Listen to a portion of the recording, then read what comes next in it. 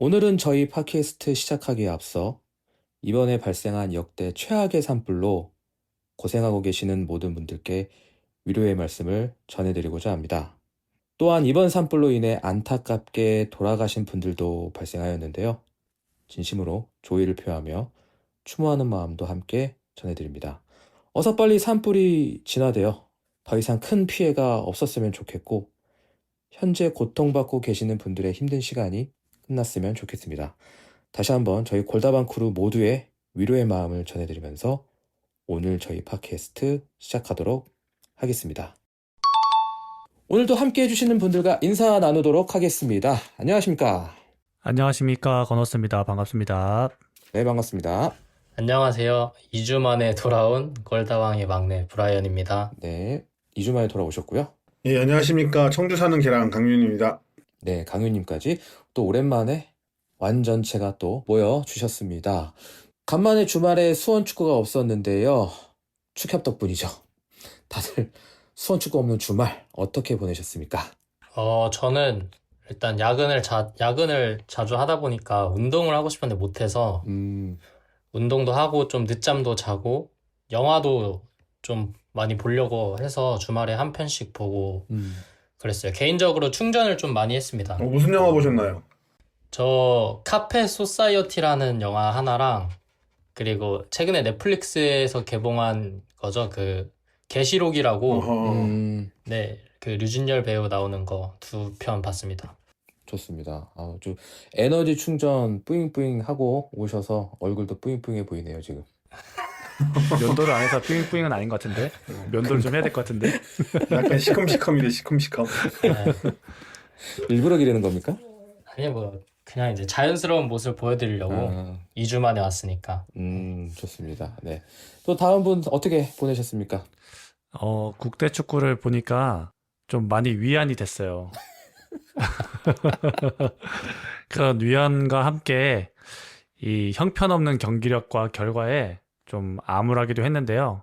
어쩜 이렇게 모든 게 다 거꾸로 가고 있는지 참 안타까울 따름이고, 한 가지 올바르게 가고 있는 게 있다면 저의 축구 실력 하나뿐인 것 같습니다. 어허. 이걸 이렇게 비교합니까? 요즘 폼이 장난 그럼요. 아니시다더니. 그럼요. 보여주세요. 지정면에 마갈량이 쓰고 반다이크입니다. 뭐 맨날 바뀝니까? 뭐 이렇게 맨날 바뀌어요? 아니, 지금 건호스님. 폼이 지금 폼이 다재다능하시네요. 레오는 뛰어넘었어요. 오. 네. 대체할 수 있나 보는데요. 무슨 자신감인지 모르겠는데. 레오 선수의 복귀를 희망하는 그런 염원을 담았습니다. 건호스님 폼 떨어지기 전에 우리 빨리 경기 한번 잡아야겠는데? 네, 잡아야죠. 우리 골다방 크루의 또 왼발의 마법사 아닙니까? 그렇죠. 네. 각오하셔야 될 텐데, 감당하기 힘드실 텐데. 막 지르고 있는데 지금 내가 걱정될 정도인데? 좋습니다. 그러면 조만간에 또 한번 우리 시합을 기대해 보면서 또 기대해 보도록 하고요. 마지막으로 강윤님 주말은 어떠셨습니까? 예, 저는 오랜만에 그 인기 게임 리그 오브 레전드를 플레이하면서 주말을 보냈는데요. 스트레스 확 풀리셨겠는데. 글쎄 풀렸을까 안 받았나요? 게임이라는 게 제가 오랜만이라서 손이 상당히 무뎌졌더라고요. 그래도 나름 열심히 해서 저희 부모님을 지켜냈습니다.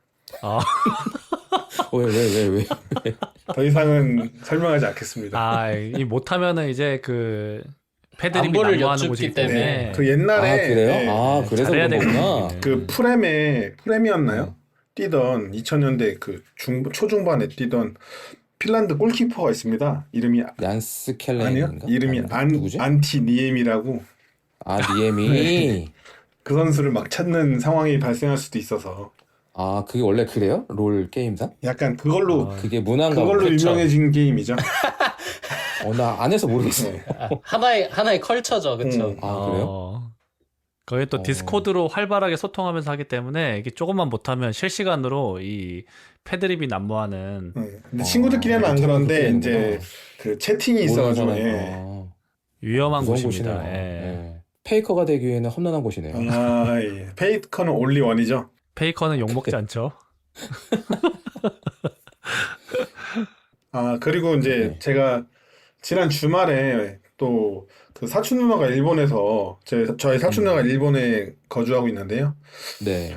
한국에 들어와서 오랜만에 만났는데 그 제가 종종 언급하던 인천팬 사촌 형과 다 함께 만났습니다. 만나셨군요. 네. 네. 근데 이제 인천팬 사촌 형이 저희 영상을 꽤 열심히 보나 봐요. 보셨구나. 네, 그래서 자꾸 저한테 털보 삼촌이라고 부르면서 놀리는 거예요. 그래서 그것도 좀 고통스러웠고, 그 사촌 누나가 일본 분이랑 결혼해서 저희 그 매형이 일본 분이거든요. 일본 분이시구나. 근데 그 매형이 저희 꼴다방 구독자라고 하더라고요. 일본어 자막을 써드려야 되나 어떻게 되나? 그래서 아마 세계로 가는 글로벌 골다방. 네, 이 팟캐스트는 못 들으실 텐데 아직 한국어 실력이 그 정도는 아니어서. 근데 우리 호시노상이 영상은 또 열심히 보고 계시다는 거. 네. 그 자동 번역해서 일본어로 설정하시면 아마 뭐, 될 텐데. 네, 뭐 그런 식으로 보지 않으실까 생각을 합니다. 우리 발음이 안 좋아서 번역이 오번역되는 거 아닙니까? 아이, 요즘 AI가 좋아가지고 다 합니다. 오늘 사촌 누나한테 정 물어보겠죠? 궁금하면 무슨 내용인지. 완전 그 친척분들한테는 유튜버 다 되셨네요. 그래서 굉장히 놀림받았습니다. 풍경 사진 찍으면 유튜브 영상 찍는 거냐? 음식 사진, 유튜버 막 네, 음식 사진 찍으면 유튜버 영상 찍는 거냐? 그래서 좀 쉽지 않았습니다. 네, 아주 뭐 그래도 재밌는 시간 보내셨던 것 같고 인천 팬 그 형님께서도 듣고 계실 텐데 우리의 위치와 인천의 위치가 갭이 좀 지금 나와 있는 상태라서 다음에 만나실 때는 위치가 역전되어 있기를 진심으로 빌어보겠습니다. 네, 제가 그 인천전 브이로그 영상에서 인천에 대해서 굉장히 안 좋게 얘기를 했던 게 불쾌는 한데 기분 나쁘진 않대요. 이겨가지고. 그렇기 때문에 이기면 다 용서되죠. 네, 우리가 이제 이겨서 불쾌하게 좀 만들어 보고도 싶습니다. 네, 반드시 꼭 그렇게 될 거라고 믿고요. 원래 주말에 수원 축구로 매우 바쁜 일정을 보내다가 이게 사라지니까 좀 어색하더라고요. 이제 또 수원 축구의 한 주가 시작되니까 준비 잘해서 기분 좋은 소식과 또 기분 좋은 이야기들 많이 들려드릴 수 있었으면 좋겠습니다. 저희가 이제 본격적으로 축구 이야기 들어가기 앞서서 지난주에 이제 강유님께서 그 선수들의 축구 선수들의 심리적 안정감에 대해서 이야기를 또 맛보기를 들려주셨고 이번 주에 후속으로 뒷이야기를 해주시기로 하셨었거든요. 그래서 그 부분 저도 굉장히 궁금합니다. 한번 자세히 좀 디테일하게 얘기해 주시면 좋을 것 같습니다. 네, 지난주 제가 팟캐스트에서 변성환 감독이 인터뷰 중에 이야기한 심리적 안정감에 대해서 짧게 이야기를 했었는데요. 제가 지난 주말에 사촌동 만나면서 심리적 안정감이 사라져서 상당히 고생을 했는데 아무튼 관련해서 이제 검색을 하다가 네네네 놀림을 좀 당해서 털보 삼촌이라는 놀림을 너무 많이 당해서 고통스럽습니다. 이준이가 부를 때 행복했는데 아무튼 다르죠. 스피커가 달라지면 다시 이제 넘어가서 우리 구독자분들과 이것과 관련해서 이야기 나누면 좀 좋을 법한 내용을 찾게 돼서 그거 대해서 좀 더 얘기해 보려고 준비를 해봤습니다. 네, 소개시켜 주시죠. 네, 먼저 소개해드릴 것은 국제축구선수협회 페더레이션 인터내셔널 데스 어소시에이션 데 풋볼로 프로페셔널 줄여서 피프로라고 불리는데요. 그렇죠, 피프로. 네, 이 피프로가 같이 피파랑 함께 피파 올해의 선수상 선정도 하고 하는 그런 단체입니다.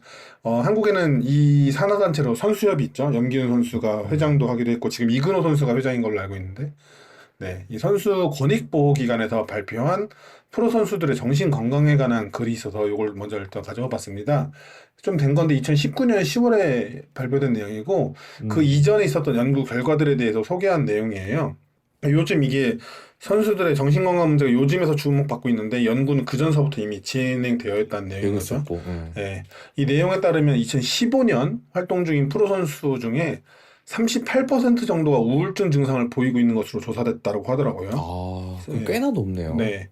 이 보통 한 팀이 25명에서 30명 사이로 구성되니까 팀당 9명에서 10명 정도가 우울증 증상이 크든 작든 있는 겁니다. 있긴 있다. 네. 이 우울증의 원인으로서는 프로 선수로서 상당한 수준의 정신적 압박을 받는 것과 또 너무 높은 기대치의 설정, 자신이 하는 설정이든 또 주변에서 자신에게 거는 설정이든 이런 높은 기대치에 대한 설정 때문이라고 하고요. 이 주요 원인입니다. 그 외에도 이제 개인적인 원인들이 있겠죠. 이 조사에 참여한 선수들의 95% 정도가 정신장애 증상이 다시 축구에 부정적인 영향을 미치고 있다라고 답을 했다고 합니다. 이 정도는 우리가 어느 정도는 예상할 수 있긴 한 부분이죠. 그렇지만 이게 실제적인 수치로 보는 게 또 다르니까 한번 가져와 봤고요. 리그에 따라서 이 고수익이 보장되기도 하는 직업이지만 그만큼 결과에 대한 정신적인 압박에 시달리고 있다라고 볼 수 있습니다. 그래서 저는 이 내용에 대해서 좀 더 자세히 알아보고 싶어서 관련 내용을 굉장히 많이 찾아봤어요. 그러다가 이제 영어 웹을 검색하다가 한 논문을 발견했는데 제목은 대강 번역을 하자면 제가 짧은 영어 실력으로 번역기 돌려가면서 본 거라 축구 선수의 경기에 대한 심리적 준비 상태와 자존감 및 경쟁 불안과의 관련성이라는 제목입니다. 네. 논문 제목 같죠? 딱. 네네. 예, 이거는 제 영어 발음이 불끄러우니까 영문명은 생략하겠고요. 그 슬로바키아 브라티슬라바 코메니우스 대학교 체육학부에서 발간한 논문이고 저자는 아드리아나 카플라노바입니다. 제가 사회학과라서 이런 거 저자 밝히는 거에 좀 민감해서 밝히는 거 이해해 주시고 논문은 운동 경기에서 심리적 준비 상태가 경기에 얼마나 영향을 미치는지에 대해서 조사 연구한 내용을 다루고 있는데요. 슬로바키아 축구협회에 등록된 18세부터 29세 사이 남성 축구 선수 107명이 연구에 참여를 했고요. 이들에게 스포츠 불안에 대한 척도, 그 다음에 로젠버그 자존감 척도를 가지고 응답을 받아서 교차 분석을 한 연구입니다. 연구에 참여한 이들의 평균 연령은 대략 22.85세, 22세에서 23세 사이였고요.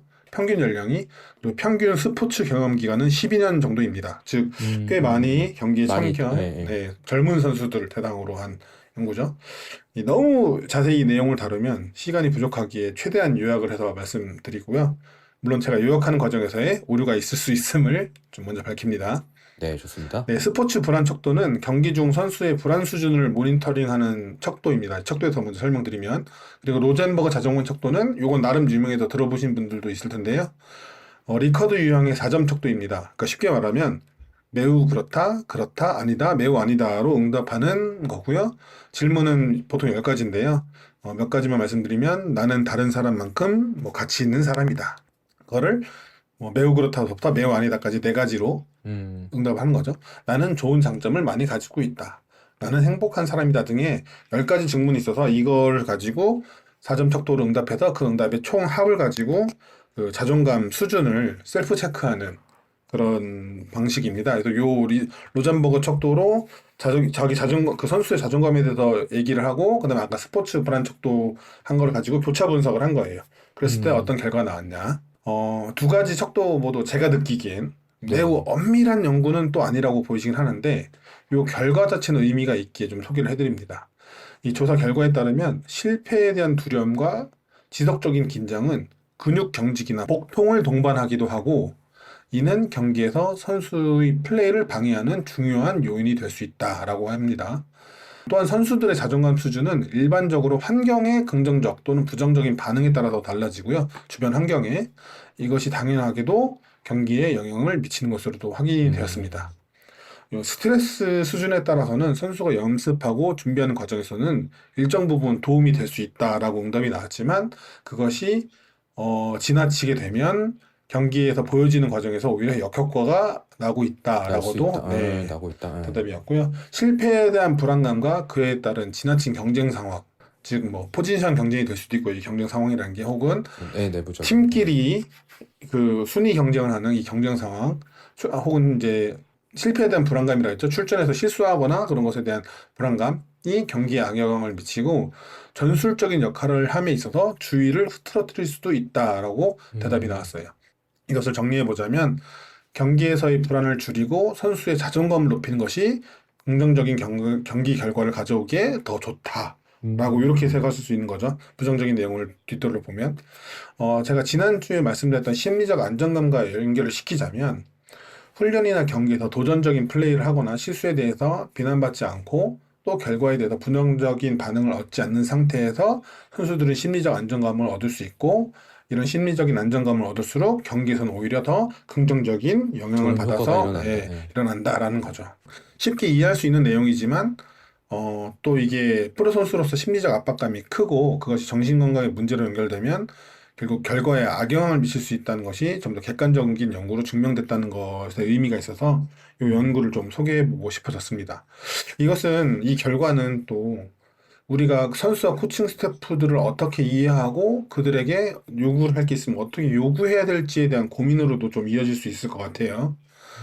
최근에 수원처럼 좋지 않은 상황에서 아무리 타당한 비판일지라도 그것이 선수들에게 부정적으로 영향을 준다면 오히려 우리가 바라지 않는 결과를 초래하는 거나 마찬가지잖아요. 그쵸. 우리는 팀이 잘 됐으면 하기 위해서 하는 비판을 마음에서 하는 하지만, 건데, 예, 예. 네. 그렇기 때문에 긍정적인 영향으로 선수에게 이것이 닿으려면 어떤 방식으로 우리의 의견을 전달해야 될지에 대해서도 우리 팬들이 고민할 필요가 있다고 이 연구 결과가 말해주는 것 같아서 저는 이 연구를 좀 가져와 봤습니다. 이게 제가 예전에 이제 회사 이제 초기 다닐 때 선배들이 그런 얘기를 한 적이 있어요. 이제 제 직무상 그러니까 좀 윗분들한테 욕을 좀 많이 먹어야 하는 그런 직무였기 때문에 너 연봉에는 욕 먹는 값도 포함돼 있다. 스트레스 값도 포함돼 있다. 이런 얘기를 자주 했었거든요. 마찬가지로 축구 선수들의 그 연봉에도 그런 부담감이나 스트레스도 좀 들어가 있는 듯한 느낌도 들고 아무래도 현대 축구에서 이 멘탈리티가 차지하는 비중이 점점 커지는 것 같아요. 예. 압박감이 굉장히 또 경쟁이 과거에 비해서 계속해서 치열해지고 있는 상태잖아요.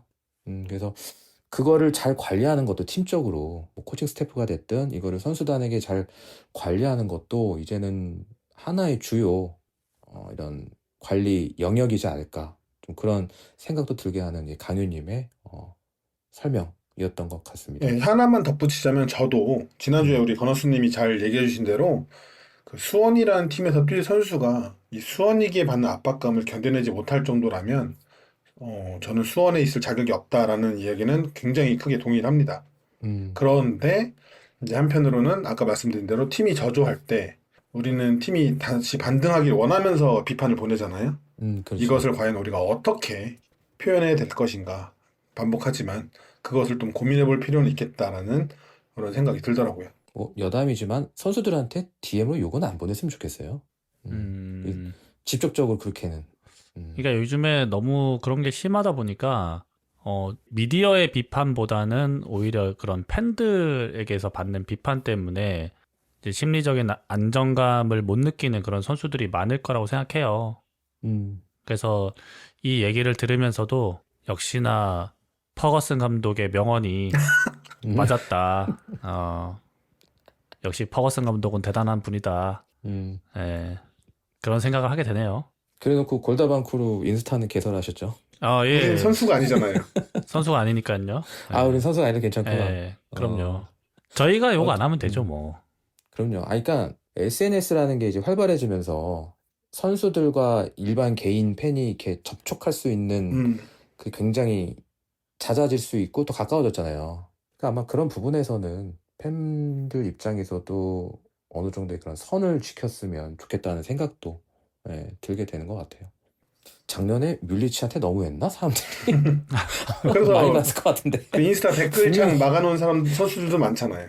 그러니까 그래서 그런 거는 그래도 인간 대 인간으로서의 그런 선 넘는 거는 안 했으면 좋겠습니다. 뭐 저희도 그렇게까지 해본 적은 없어서 당연히 이렇게 말씀드릴 수 있는 거고요. 좀 그런 거는 개선됐으면 좋겠네요. 네. 자, 그럼 오늘 본격적으로 준비한 축구 이야기로 좀 들어가 보도록 할 건데요. 먼저 평일에 열렸던 코리아컵이었죠. 빅버드 500경기였는데 서울 이랜드와 만났습니다. 앞서서 리그 경기에서 완패했었기 때문에 다소 걱정되는 마음도 있었는데요. 경기는 다행히 2대1로 복수열전에 성공합니다. 이 경기 보신 패널분들의 소감부터 듣고 시작하도록 하겠습니다. 네, 경기를 보기 전에 우리만 또 2군 내보내서 두들겨 맞는 거 아니야? 라고 생각을 했었는데 네. 이랜드도 2군을 내보냈더라고요. 그래서 좀 약했죠. 웬일로? 이라는 생각이 들었고 지난번에 강윤님께서 서울 이랜드의 약점 중에 하나가 1군과 2군과의 실력 차이라고 말씀을 해주셨던 게 기억이 났는데요. 그래서 그런지 리그 3라운드에서 붙었던 팀과는 완전히 다른 팀으로 느껴졌습니다. 선수들의 개인 기량이나 경기 내용에서도 우리가 주도를 했었고요. 그래서 또 한 번 우리의 스쿼드가 참 두껍구나 하는 생각이 들었고요. 전반 15분에 김지현 선수가 완벽한 찬스를 놓치면서 또 어렵게 가는 거 아닌가 했었는데 이번 경기도 마찬가지로 외국인 선수들의 기량 차이가 승부를 갈랐다고 생각합니다. 네. 그 김지현 선수가 놓쳤던 게 그 1대1 맞이할 수 있었는데 터치 길어서 키퍼한테 막힌 거 얘기하시는 거죠? 네. 충남 아산의 브루노 실바와 비슷한 장면이었죠. 현장에서 강유님이랑 저랑 탄식했습니다. 불안했어요.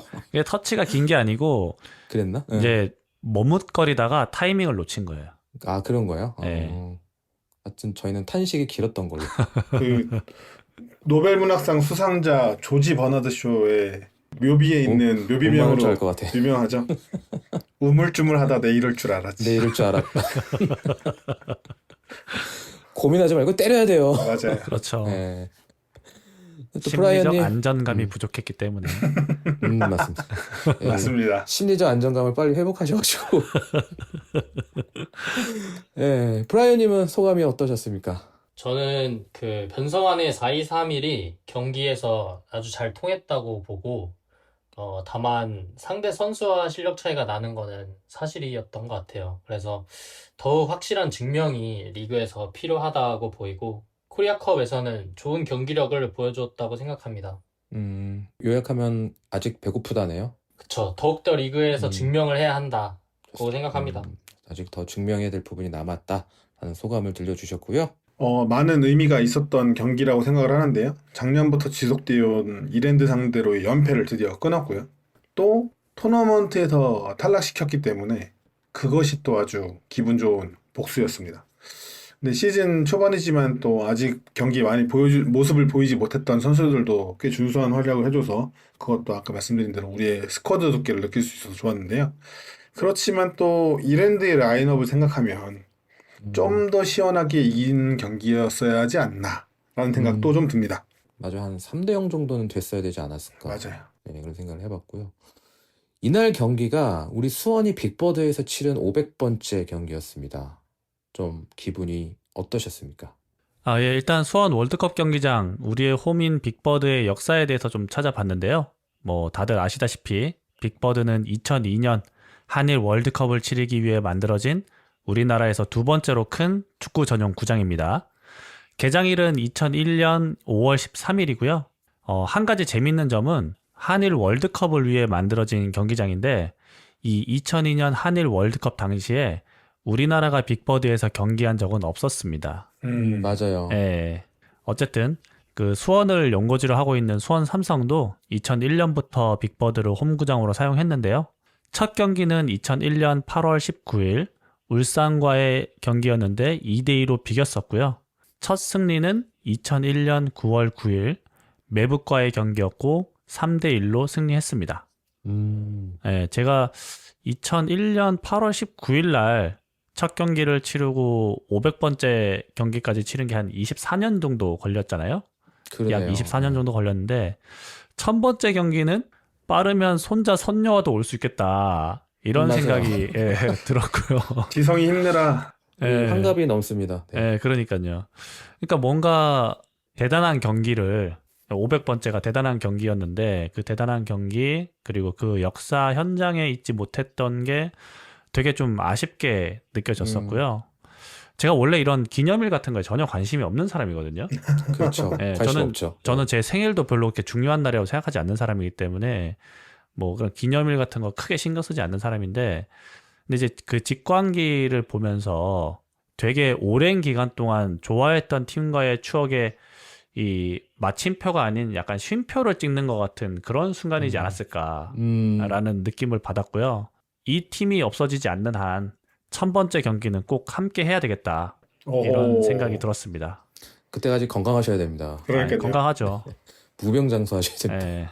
영양제 많이 챙겨 먹고 건강해야죠. 우리 꼭 약속 지키시죠. 그때 다 같이 손잡고 1000번째 경기 가는 걸로. 좋습니다. 네. 계속해서 들어보도록 하겠습니다. 네, 저는 이제 영상 보셔서 아시겠지만 지미스님과 병호님과 하늘씨와 같이 현장에서 경기를 지켜봤는데요. 그날도 말했지만 또 권호스님도 말했지만 연애할 때도 저도 기념일 이런 거 잘 안 챙기는 편인데 그 500번째라는 숫자가 뭔지 끌려서 경기를 챙기러 굉장히 무리한 일정을 소화를 했습니다. 맞아. 예. 그 브이로그 영상에서도 지미스님 말씀하신 대로 그리고 방금 권호스님이 또 잘 말씀해 주신 대로 한 24년 정도가 지나서 500경기를 치를 수 있었던 거잖아요. 그럼 그 말은 앞으로 또 24년 정도가 지나야 1000번째 경기를 치른다는 거잖아요. 네, 그때 되면 제가 제 힘으로 걸어서 빅버드에 올 수 있을지 장담할 수 없기 때문에 이래서 이번이라도 꼭 참여하려고 전 노력해봤습니다. 인생은 60부터라는 얘기가 있습니다. 무슨 젊습니다 아직. 네. 그렇겠죠. 그때 되면 이제 의학기술 발전으로 아이, 인공관절과 그럼요. 인공힘줄과 그런 것들이 저를 지켜주겠죠. 얼마나 나약해져야 되나.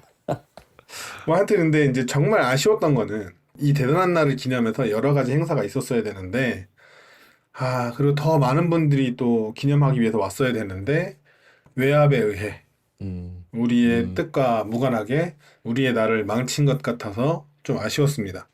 그래서인지 벌 받아가지고 못했나 봐요. 그 팀이. 분홍색 FC 팀 있잖아요. 네. 네, 분홍색 FC 팀. FC 몽규죠? 지금 의도찮게 지금 연분홍 네. 옷을 입고 있는데 갑자기. 예. 아무튼 그래도 그 경기 승리로 위안을 좀 받을 수 있어서 다행이었습니다. 네, 그런 또 만감이 교차하는 의견을 해주셨고요. 마지막 브라이언님의 소감 들어보도록 하겠습니다. 일단 그 주중으로 바뀌었잖아요. 맞아요. 예. 이러한 탓에 500번째 경기를 앞두고 현장에 참여하지 못한 점 너무 아쉽고 맞아. 주말에 원래 또 올라 그랬었는데. 예, 그럼에도 많은 분들이 참여해 주셨더라고요. 그 음. 경기를 보는데. 그리고 또 날씨가 갑자기 추워진 탓에 그러니까 그 현장에 있던 분들도 걱정이 좀 들기도 했어요. 계속 카메라를 잡아주는데 엄청 뭉쳐서 응원을 하시는 분들도 계셨고, 그리고 경기 시작이 앞서서 그 걸개를 하나 봤어요. 그 236번의 환호, 126번의 아쉬움, 137번의 눈물. 그게 무슨 의미죠? 예. 이제 승과 무와 패. 숫자와 이렇게, 수치와 한 네. 거구나. 예. 그쵸. 그거를 보면서, 그래도 우리가 눈물보다는 환호가 더 많았구나. 그러면은 더 좋은 기억으로 남을 수 있겠다라고 생각이 들어서, 빅버드가 사실 제가 갔을 때 진 것만 같고, 내가 가니까 이렇게 못하는 것만 같지 약간 나를 자책하게 됐었는데, 이 걸개를 보니까 이제 500경기라는 그 역사가 있는데, 오히려 웃은 것들이 많으니까 더 많이 웃었으면 좋겠다, 여기에 와서. 그래서 501번, 502번이 됐든 계속 숫자는 쌓일 건데 우리의 환호가 더 많아졌으면 많아졌으면 좋겠다는 좋겠다. 그런 바람이 보고 들었습니다. 네. 참고로 그 500경기 안에 우리 홈 경기 빅버드에서 강등이 됐었기 때문에 올해는 반드시 빅버드에서 승격 확정을 지었으면 좋겠다는 생각이 좀 간절한 것 같고요. 제가 각자 그거 한번 여쭤보고 싶었어요. 그 각자 첫 번째 빅버드가 언제죠? 언제인가요? 첫 번째 빅버드 기억나세요? 언제죠? 2015년, 14년? 이었던 14년? 것 같은데? 저한테 이끌려서 가던 건가? 예. 그죠? 기억이 안 나네요. 무슨 경기였는지 기억이 안 나네. 그때 그죠? 다 갑자기 같이, 이렇게 기억 안 나시네. 와이프랑 다 같이 갔던 기억이 나는 것 같은데? 그랬던 기억이 나시는 것 같고. 근데 제 기억으로 그날 경기 못 이겼어요. 그때부터 무패. 아니, 그때 그래서 저한테 무슨 얘기 했었냐면 꼭 이렇게 영업하려고 아는 사람 데리고 오면 맞다, 못 맞다, 이긴다고. 맞다. 그때도 그 얘기를 했던 기억이 나거든요. 맞아. 예. 꼭 이렇게 영업하려고 데리고 오면 그 경기 못 이기는. 네, 징크스. 그랬던 것 같아. 그 기억난다. 네, 당신 때문이에요. 나 때문인가? 그 강윤님은 또 첫 경기 기억나세요? 제가 정확히는 기억 안 나는데 어쨌든 누누이 말한 대로 2007년에 이제 그 이관우 선수 때문에 제가 이제 왔잖아요. 예. 네, 그래서 그때 언제였는지 생각을 해보면 그 첫 경기는 기억이 안 나. 하여튼 전반기 때 왔던 걸로 하는데 그때 아마 그 에두가 있었고 안정환 선수도 영입했던 걸로 기억을 좋았을 하거든요. 때네. 네, 그랬던 걸로 기억을 하고 또 한 가지는 분명히 기억나는 건 그 해에 제가 하반기 때 슈퍼매치 왔어요. 수원 홈에서 열렸던. 2대1로 이겼던 경기까지는 생각이 나거든요. 정확히 언제인지 뭐 이런 건 정확히 모르겠어요. 근데 어쨌든 다 스며들어서 기억도 안 나는구나. 그래가지고 우리가 이제 플레이오프까지 진출했던 걸로. 근데 그때가 아마 2007년이 그 파리아스 매직의 해입니다. 기억나시는지 모르겠지만. 포항에 그 데닐손이었나? 그 선수하고 파리아스 매직이 김재성 이런 선수가 김영일도 있었던 네, 거. 활약을 해서 이제 다 꺾고 우리도 꺾이고 우승했던 그 해라. 밑에서 치고 올라가서 우승했잖아요. 그쵸. 예. 그랬던 기억이 나네요. 또. 네, 축구 천재 서동현 선수 있었던 것도 있을 기억나. 때. 서동현 선수 하다 우리 차범근 감독님도 있었고. 그랬던 기억이 납니다. 예, 좋았던 시절이기도 해요. 예. 저는 그때 한참 축구를 하고 있었을 때였고, 수지에서 음, 같은 반 친구가 수원 삼성 팬이고, 저도 이제 집이 빅버드랑 가까워서 자주 갔어요. 그래서 언제인지 기억 안 나는데 2009년 봄이었나? 겨울이었나? 저녁 경기였고 같이 음. 갔어요. 그 예, 친구랑. 예. 같이 갔고 그때 당시에 이겼는지 졌는지 기억이 안 나는데 리웨이펑 있었고 아, 맞다. 리웨이펑 있었고 리베이펑 짜요. 짜요. 짜 어. 서동현 선수 있었고 말한 대로 하태균 선수도 있었어요. 하태균. 그때 추억의 좀 선수들이다, 빅버드. 진짜. 예, 백이종 있었고 그때 뭐 막 잘하는 선수 있었는데 막 찾아보면은 있을 거예요. 김도현 코치님도 있었을걸요? 그 예전 있었던. 있었고. 예. 지금 다들 이 빅버드 첫 번째 추억을 이야기하시면서 얼굴에 미소가 있는 거 아세요? 예, 좋았던 그땐 기억이, 좋았죠. 예. 저는, 그리고 그때는 제 기억으로 그 N석에 사다리가 아니라 앞에 단상에 막 몇 분이 서 있어서 같이 막 이렇게 리딩을 했던 걸로 기억했어요. 그건 기억 안 난다. 막 그랑블루 시절이었었나? 음, 하이랜드 전인 걸로 나왔는데. 완전 레트로. 예. 예. 저는 여러분들보다 빅버드, 첫 빅버드가 빨랐네요. 저는 2002년 5월 달 월드컵을 직전에 두고 프랑스와 우리나라가 그 레전드 평가전을- 경기. 네. 그걸 가서 지단이 김남일한테 까이는 걸 봤습니다. 박지성 골이었나요? 예, 박지성 설계한 골. 음, 예, 그게 저의 빅버드 첫 저거였는데, 그때 제가 빅버드 처음 갔을 때 느낀 게, 이걸 정말 안 믿을 수도 있어요. 그러니까 빅버드에서만 주는 그 냄새가 있거든요, 향기가. 특유의 향기가. 근데 그게 시간이 지금 20년이 훨씬 지났는데도 지금 가면 그 냄새가 나요.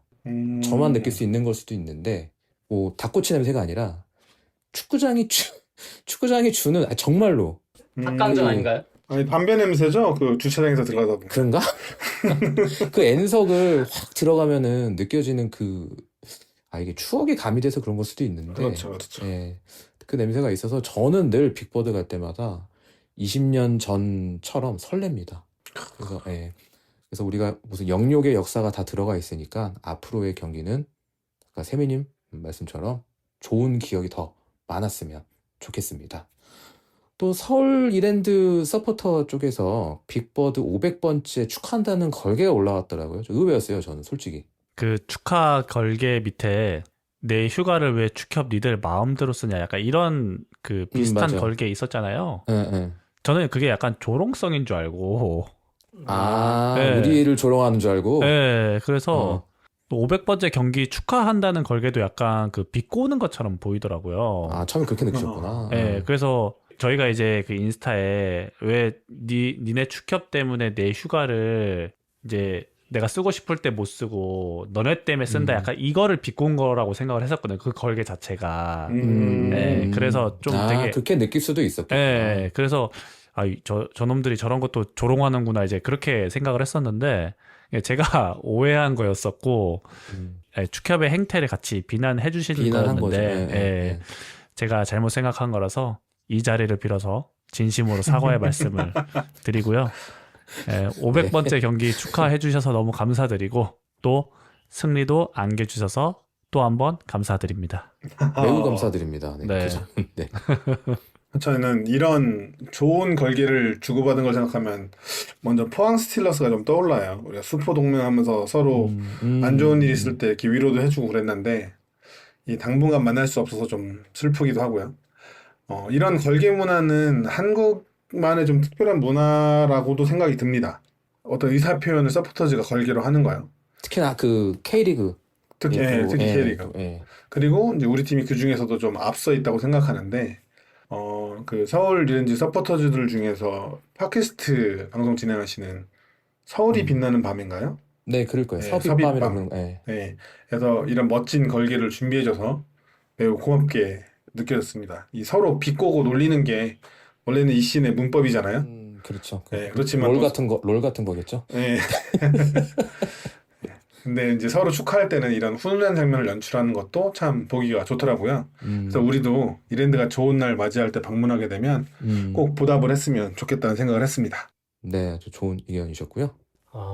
저는 평일 경기임에도 일단은 걸개를 준비해주고 원정 경기에 또 참여해주셔서 너무 감사드린다는 말씀 드리고 싶고, 저희와 똑같이 느끼고 똑같이 생각을 하고 있는 그 축협에 대한 비판의 걸개까지 같이, 같이 목소리를 내줘서 감사드리고, 마지막으로 작년에는 저희가 이랜드보다는 낮은 위치로 마무리를 했는데 올해는 저희가 이랜드보단 조금 더 높은 위치에서 마무리할 수 있도록 서로 윈윈하면 좋겠습니다. 같이 어쨌든 우리가 더 위에 올라간다면서 윈윈이에요? 1, 2위 정도? 아, 그렇게 윈윈. 아, 그럼 윈윈. 네. 인정합니다. 또 이 작년에- 걸기 때문에 또 훈훈해지네요. 또 왜냐면은 거기도 작년에 몇 등이었죠? 4등이었나요? 4위인가? 3위인가? 그래. 아, 4위인가? 근데 2위 하면은 윈이잖아요, 어쨌든. 음, 그렇습니다. 네.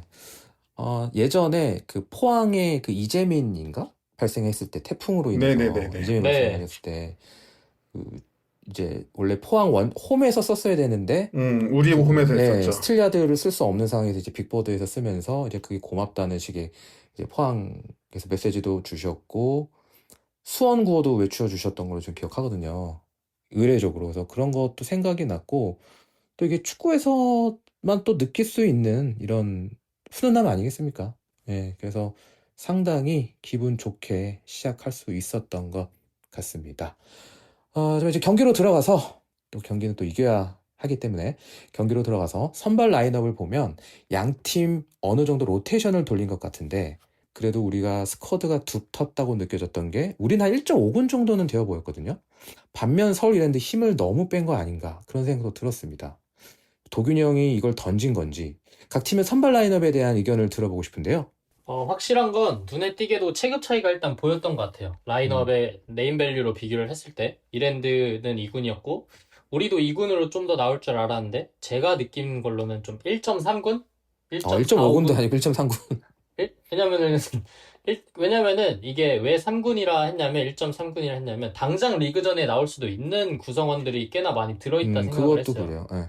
그래서 생각보다는 조금 힘을 썼다라고 들었고 반대로 이랜드는 비교적으로 이제 웨인 빼고는 저희가 막 생소하게 들을 선수들이 많았기 때문에 이러한 부분에서부터 일단 체급 차이가 있었던 경기이지 않았나라고 생각이 들었습니다. 네, 또 계속해서 들어보죠.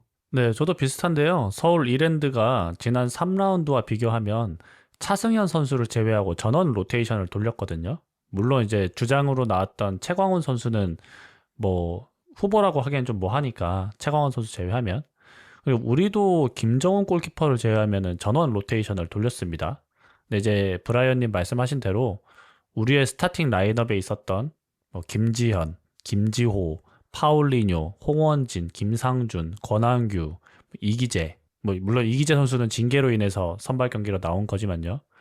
이 선수들이 2부의 다른 팀에 가면 전원 선발로 나와야 하는 선수들이기 때문에 앞서 말씀드린 대로 개인 기량에서 차이가 많이 났었고요. 작년에도 우리 스쿼드가 두껍다고 느꼈었는데 올 시즌은 더 두꺼워진 걸 느낄 수 있었던 경기였던 것 같습니다. 그 라인업만 봤을 때는 전 그런 생각도 들었어요. 이게 김도균 감독이 로테이션이란 개념보다도 그냥 경기 던진 건가? 아예 쉬어가려고 이렇게 낸 건가라는 생각도 들었는데 거기에 대해서는 어떻게 보셨나요?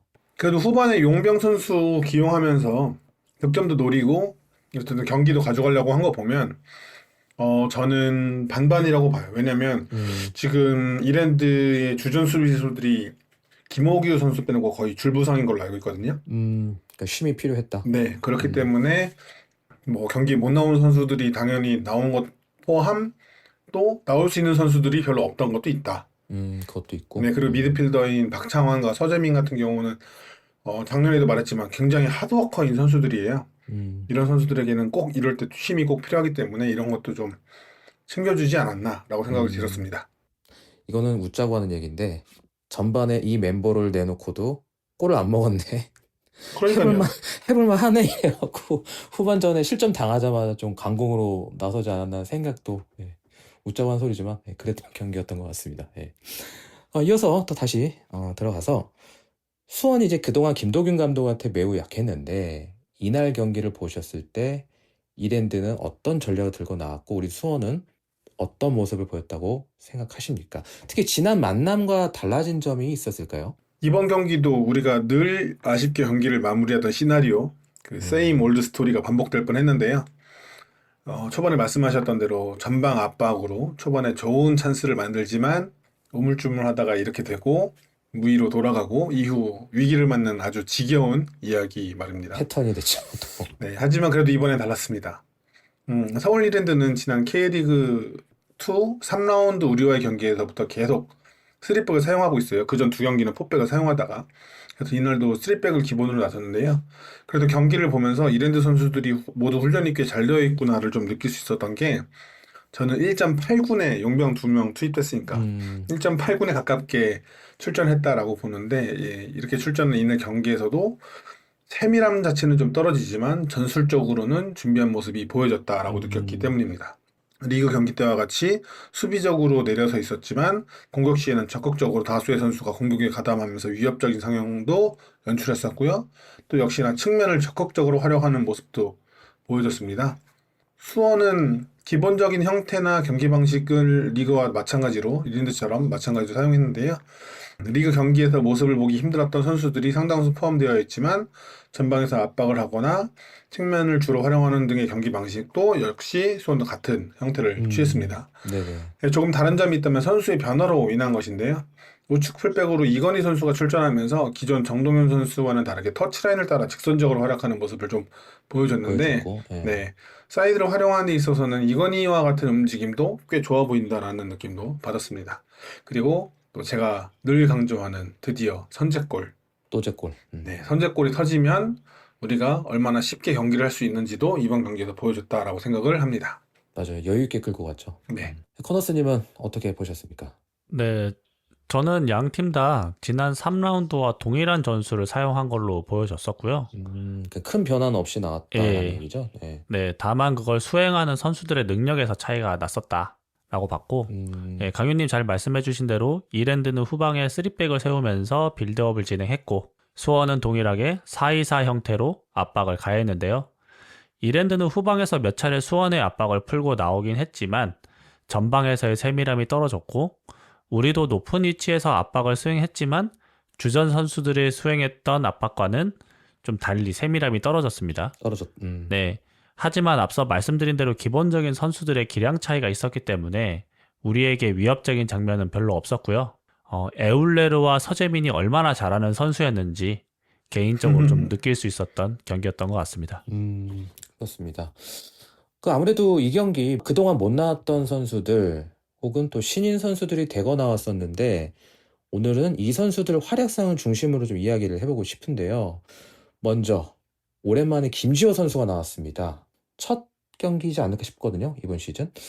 꽤 괜찮지 않았나 싶은데 어떻게 보셨습니까?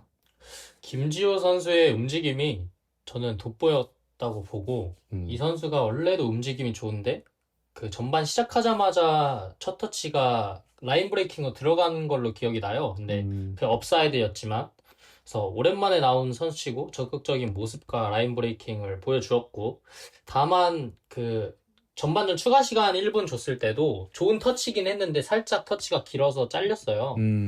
그 롱킥으로. 근데 그러한 퍼스트 터치나 연계를 해줘야 했던 부분에서 좀 아쉬운 부분이 있지만 기용을 하는 거에 있어서 계속해서 기용을 할 것이기 때문에 더 많은 기회를 부여해준다면 더 나은 모습도 기대해 볼 수 있는 선수라고 생각하고 아무래도 전방에서 박상혁 선수가 활동을 많이 가져가 주면서 공격형 미드필더로 양쪽 윙에서도 더 많은 터치와 움직임을 이렇게 X축으로 Y축 이렇게 서로 교차하면서 많은 움직임을 가져가는 데 있어서 도움을 주지 않았나 박상혁 선수가 네, 그렇게 느꼈습니다. 김지호 선수 기회를 받으면 더 잘할 것 같다는 생각이 좀 들더라고요. 김지호 선수가 전방에서 적극적으로 압박에 같이 가담을 해주면서 상대 맞아요. 수비에게 부담을 지우는 모습도 좋았고 또 방금 브라이언님이 잘 얘기해준 대로 상대 수비 뒷공간을 향해 적극적으로 침투하면서 수비를 뒤로 물리는 모습이 상당히 좋다라고 느꼈습니다. 왜냐면 앞선 경기 리그에서도 좀 수원이 뒷공간 못 털어먹는 걸 자꾸 보여줬었잖아요. 예. 그 공간이 좁더라도 거기에 공을 던져서 수비를 뒤로 밀리게 하는 효과를 방식은 취할 필요가 있거든요. 아예 그걸 하지 않는 것과 한두 번이라도 해서 상대 수비의 머릿속에 인지를 시키는 건 전혀 다른 것이기 그렇죠. 때문에 그리고 저는 특히 이제 김지호 선수의 활약이 좋았던 점은 전반전에 한 2차례 정도 보였던 것 같은데 이건희 선수와의 스위칭이 보여줬는데 그게 굉장히 좋았어요. 맞아요. 그것도, 예. 네, 김지호 선수가 중앙선까지 상대 수비를 데리고 나와준 그 뒷공간에 이건희 선수가 침투하면서 오버래핑하면서 위치를 바꾸면서 윙 공격을, 사이드 공격을 하는 형태였는데요. 이 플레이 방식은 이후 정동윤 선수가 나온다면, 이 정동윤 선수는 인버티드 움직임으로 중앙에 가담을 해주잖아요. 그랬을 때 여유가 생긴 미드필더가 이 역할을 대신하면서 이 오른쪽 공격에 대한 한번 이제 또 해법을 한번 찾아보는 식으로 연구를 해보는 것도 좋지 않을까라는 생각이 들 정도로 꽤 좋은 예, 시도라고 봤습니다. 그리고 또 직선적인 움직임이 좀 부족한 우리 팀에 팀에서, 예. 예, 좀 직선적으로 굉장히 잘 찔러 들어가는 모습들이 좋았고, 또 그 현장에서 볼 땐 몰랐는데 경기 화면을 중계로 다시 보니까 공이 없을 때 움직이는 그 오프더볼 움직임이 상당히 좋더라고요. 그러니까 왜 그런 걸 발견했냐면 그 부천전 기억하시죠? 작년 네. 같이 뛰어들어가서 반대쪽으로 넘어온 공 다 넣었잖아요. 그것처럼 우리 선수들 뭐 김지현 선수나 파울리뇨가 사이드로 파거나 그럴 때 그 반대편에 항상 김지호가 위치를 하고 있더라고요. 골 넣기 위해서 오프더볼 움직임을 골을 넣기 위해 가져가주는 형태는 굉장히 좋았다라는 생각도 했습니다. 공간 이해도도 높은가 봐요. 어느 정도는 있는 것 같아요. 업사이드를 피하면서. 그 기억나시는지 모르겠는데 그 화성 그 클럽하우스 주변에 사시는 그 지인분이 계세요. 근데 이제 가끔씩 클럽하우스 이렇게 보인대요. 예, 그래서 보면은 가장 마지막까지 김지호 선수가 남아서 훈련 연습을 한다. 이런 모습이 있다라고 얘기를 해주신 적이 있는데 그 노력의 대가가 반드시 빛을 볼 것이라고 예, 믿습니다. 자주 봤으면 좋겠네요. 오랜만에 이렇게 활약하는 모습 봐서 굉장히 반가웠습니다. 그다음에 또 이 선수 얘기를 해봐야 될 것 같아요. 이건희 선수가 나와서 오른쪽 사이드 백을 담당했는데 저는 개인적으로 너무 칭찬해주고 싶거든요. 패널분들 보시기에는 어떠셨는지요? 예, 제가 앞서 말씀드린 대로 측면을 더 위력적으로 사용하기 위한 방식으로 오버래핑, 풀백의 오버래핑을 지속적으로 얘기해 왔잖아요. 네. 그것을 드디어 이건희 선수를 통해서 좀 볼 수 있어서 굉장히 좋았습니다. 뭐 이건희의 오버래핑이 경기 중에 많이 나온 것은 아니지만 이런 형태를 우리가 사용할 수 있다는 모습을 보여준 것 자체로도 전 좀 반갑다라고 느꼈어요. 그리고 이제 그것이 어느 정도 좋은 크로스를 올리는 모습도 나왔으니까 통한다는 것도 보여줬기 때문에 네네. 이것을 우리 팀에 좀 더 어떻게 더 잘 사용할 수 있을지도 고민해 볼 필요가 있다라고 생각이 들었고요. 또 저는 수비적으로도 좋았다라고 느껴요. 상대가 비록 주전 라인업은 아니었지만 어쨌든 이건희 선수의 매치업 상대는 K리그에서 꽤 잔뼈가 굵은 허영준 선수였습니다. 호날두. 네, 호날두라고도 불리죠. 근데 이 경기에서 우리가 허영준이 출전했나? 라고 싶을 지웠죠. 정도로 예, 지웠죠. 잠잠했었다는 네. 것은 뭐 이건희 선수의 좋은 수비와 또 포지셔닝이 있었기 때문이다. 뭐 허영준의 부진과도 맞물렸겠지만 네, 그래서 이 점도 좀 이야기하고 싶었고 또 우리 꿀다방 브이로그 영상이듯이 후반 막판에 상대 용병 공격수가 개인 돌파로 해서 위기 상황이 있기 전에 끝까지 쫓아가서 어깨에 넣어서 막아주는 모습 굉장히 좋았습니다. 그 출발이 늦었는데도 끝까지 쫓아가갖고 네. 주력도 좋더라고요. 그리고 나서 쥐가 나긴 했는데 어쨌든 굉장히 좋았어요. 일류첸코 형이 풀어줬죠, 쥐를. 네. 네. 그래서 일류첸코 역할에 하나가 더 추가됐습니다. 네, 의무 담당까지 추가됐고요. 건너스님 보셨을 때는 어떠셨습니까?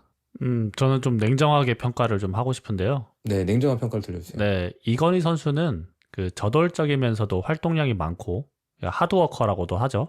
수비할 때는 또 몸싸움을 피하지 않고 공격할 때는 직선적으로 움직이는 그런 모습들을 많이 보여줬었는데요. 네네. 이날 경기에서도 강현님 말씀하신 대로 상대의 빈틈이 보이면 적극적으로 오버래핑을 올라가는 장면을 여러 차례 보여줬습니다. 하지만 이랜드의 왼쪽에 위치한 김현우 선수가 18살의 어린 선수였기 때문에 이날 경기에서 가능성보다? 100%의 기량이 발휘된 것처럼 보이진 않았어요. 그러니까 못했다라는 게 아니라 이 선수의 기량을 100% 끌어올릴 만한 상대는 아니었다. 그래서 아직은 더 검증이 필요하다는. 그래서 그러니까 이제 우려보다는 이 선수가 상대 주전급 선수들을 상대로 어떤 모습을 보여줄지가 기대가 된다라는 거였고요. 이 선수가 왜 기대를 받는 선수인지 알 수 있었던 그런 경기력이었습니다. 맞습니다. 그 정동윤 선수가 이제 그 포지션에 이제 선발일 거고, 이제 세컨 자리를 두고 뭐 손호준 선수도 있고, 권한규 선수도 가능할 거고요. 근데 이제 이건희 선수도 좋은 옵션으로 우선순위로 올라올 수 있겠다라는 그런 기대감을 충분히 보여주지 않았나 싶어서 또 오랜만에 이런 또 악착 같은 수비수를 만난 것 같아서 터치 하나하나에 이제 자신감이 굉장히 붙어 보이는 게 보였거든요. 그래서 더욱더 성장해서 또 수원의 오른쪽 수비를 책임져주는 그런 대선수로 성장하기를 바라겠습니다. 이건희 선수 이거 꼭 들어주셨으면 좋겠습니다. 연락 기다리겠습니다. 골다방 크루의 인스타로 DM 한번 보내주세요. 뭔 소리야? 죄송합니다. 네, 그리고 다시 돌아온 이기재. 역시 클래스 있었죠? 이기재는 이기재였고요. 그 상대가 전반에 이기재 쪽을 공략을 하더라고요. 왼쪽을. 에울레르면 모를까 이기재 선수를 너무 물로 본 우습게 게 봤나? 아닌가 라는 생각이 들었고요. 덕분에 우리의 왼쪽에서는 딱히 위협적인 장면은 없었습니다. 첫 골에 시발점이 된 크로스도 그렇고 골키퍼에게 막힌 프리킥도 그렇고 확실히 킥은 클래스가 다르다. 이런 걸 느낄 수 있었습니다. 그 코너킥 보는데 그 기존 앞선 경기 이기재 없었을 때 굉장히 좀 답답한 게 좀 보였다면 이기재 선수가 이제 복귀하자마자 그 코너킥에서 날아가는 킥 자체가 좀 다르다고 느껴지더라고요. 개인적으로도. 그래서 더욱더 이제 폼 올리셔가지고 이제 수원을 위해서 더 보여주실 게 있으시잖아요. 지난 경기 퇴장 여파도 그러니까 그래서 반드시 남은 리그에서 더욱더 힘내주셨으면 좋겠습니다. 복귀 환영합니다. 이기재 선수. 자, 다음으로 또 홍원진과 김상준의 저는 이거 투보란치 투미들 시스템으로 봤는데 이 중원 조합도 꽤 괜찮지 않았나요? 저는 우선 김상준 선수의 활동량이 상당히 인상적이더라고요. 그러니까요. 네, 그 박스 투 박스에 가까운 형태로 움직이면서 수비 가담과 공격 가담 모두 좋았다라고 느꼈습니다. 저는 보통 K리그 데이터 포탈이라는 사이트에서 경기 지표를 확인해서 그걸로 이제 팟캐스트를 준비하는데요. 아쉽게도 코리아컵의 지표는 서비스를 하고 있지 않아서 선수들의 정확한 지표를 확인할 수가 없었습니다. 제가 이 이야기를 한 이유는 눈에 보이는 경기력만으로 이 선수가 충분히 잘하고 있는지 이런 게 확인이 불가능할 때가 많아요. 특히 이제 미드필드 선수들이 그래요. 그렇죠. 예. 네, 공격 선수나 수비 선수는 눈에 띄는 장면들이 나오니까 잘하든 못하든. 근데 이제 그게 없어서 이 선수에 대해 활약에서 좀 조명하기 어려운 게 좀 아쉬웠는데 어쨌든 눈에 보이는 경기력만으로도 저는 이 선수가 충분히 주전 경쟁이 가능한 선수다라고 좀 느껴졌어요. 특히 이 공격 전환 시에 전방으로 패스하고 뛰어들어가면서 수비를 끌고 들어가는 플레이가 굉장히 좋다라고 느꼈고 또 공격 상황에서 박스 안으로 가담해지는 플레이가 매우 좋았다라고 봤습니다. 특히 우리의 선제골도 박스 안에 가담한 김상준이 맞아. 상대 골키퍼와 수비 두 명과 같이 헤딩 경합을 했는데 그게 우리 브루노 실바에게 떨어지도록 경합을 해줬기 때문에 그게 결국 득점으로 연결됐잖아요. 그래서 선제골에 중요한 역할을 했다는 것도 생각해보면 굉장히 좋았습니다. 홍원진 선수는 좀 더 처진 위치에서 플레이를 해줬는데요. 그렇다고 처진 위치에만 지키는 것이 아니라 압박을 할 때는 적극적으로 압박에 가담을 해주고 또 수원이 높은 위치에서 공격을 하면 그것에도 참여를 해서 뭐 중거리슛도 할 정도로 좋은 위치 선정을 가졌습니다. 저는 이 경기 중에 홍원진 선수의 포지셔닝을 계속 확인하게 되더라고요. 어떤 위치를 잡고 있는지 궁금해서. 근데 이 선수의 축구 지능이 상당히 괜찮은 선수다라는 것이 경기를 보면서 느꼈어요. 물론 건호스님 말씀하신 대로 상대의 수준이 좀 아쉽긴 하지만 이기재 선수가 높게 올라가는 경향이 좀 보이잖아요. 우리 그렇죠. 그 플레이 중에는. 이때마다 본인이 직접 내려서면서 고종현 선수가 왼쪽으로 넓게 벌려서 본인이 중앙을 차지하는 포지션을 보여주다가도 또 다시 이기재가 사이드로 벌어지면 본인이 들어가면서 그런 손짓이 나와요. 고종현한테 땡기라고 그렇게 손짓하면서 본인이 뛰어들어가는 장면도 나오고 권원규 선수가 있지만 권원규 선수한테도 계속 손짓으로 뭔가 지시해주는 장면들이 나오더라고요. 이런 걸 보면서 이 선수가 나이가 그렇게 많지는 않지만 그래도 중원에서 사령관 기질이 또 있는 선수구나 라는 것도 한번 느꼈습니다. 너무 많은 것을 바라는 것일 수도 있는데요. 중원에서 볼을 좀 간수하는 능력만 더 장착된다면 리그에서 손꼽히는 미드필더가 되지 않을까라는 생각도 들었습니다. 네, 굉장히 좋게 보셨고요. 저는 이 조합을 엄청 좋게 느꼈습니다. 일단 저희가 중원에서 조금 더 기동력을 가져갔던 부분이 주도적인 빌드업을 하는 데 있어서 투볼란치가 핵심이 되지 않았나 싶었고 수비적인 좀 더 더욱 단단한 모습을 보여줬던 것 같아요. 중원에서도 탈압박을 하거나 패스플레이로 이어갈 때에도 서로 주고받고 하는 데 있어서 중원의 수가 더 많다 보니까 더욱 더욱 쉽게 벗겨내고 삼선으로 나아가는 게 좋았습니다. 공격에서도 컷백 플레이를 할 때에도 투볼란치다 보니까 김상준 선수가 위치 선정이 좋았는데 항상 이 선수가 어떤 위치에 있을 때 헤딩으로 마무리를 하거나 아니면 컷백을 했을 때 공이 김상준 선수한테 많이 가더라고요. 그래서 공격을 이어가는 데 있어서도 좋은 포지셔닝을 하고 있고, 홍원진 선수도 말씀해 주셨던 것처럼 약간 저는 부스케츠를 보는 느낌이었어요. 부스케츠까지? 그러니까 뭐 상당한 건데. 그러니까 플레이가 그렇다기보다 이제 자리를 잡는 거나 포지셔닝을 이끌어주는 게 라볼 피아나식으로 제일 후방에서 먼저 받아주고 이끌어주는 게 약간 부스케츠의 전개 스타일의 느낌이지 않았나. 그치만 이제 볼을 다루고 하는 데 있어서는 조금 아쉬운 부분이 있었고 조금 급한 부분이 있었지만 작년에는 거의 주전으로 나왔지만 올해는 그렇지 못한 네, 그런 상황이죠. 예.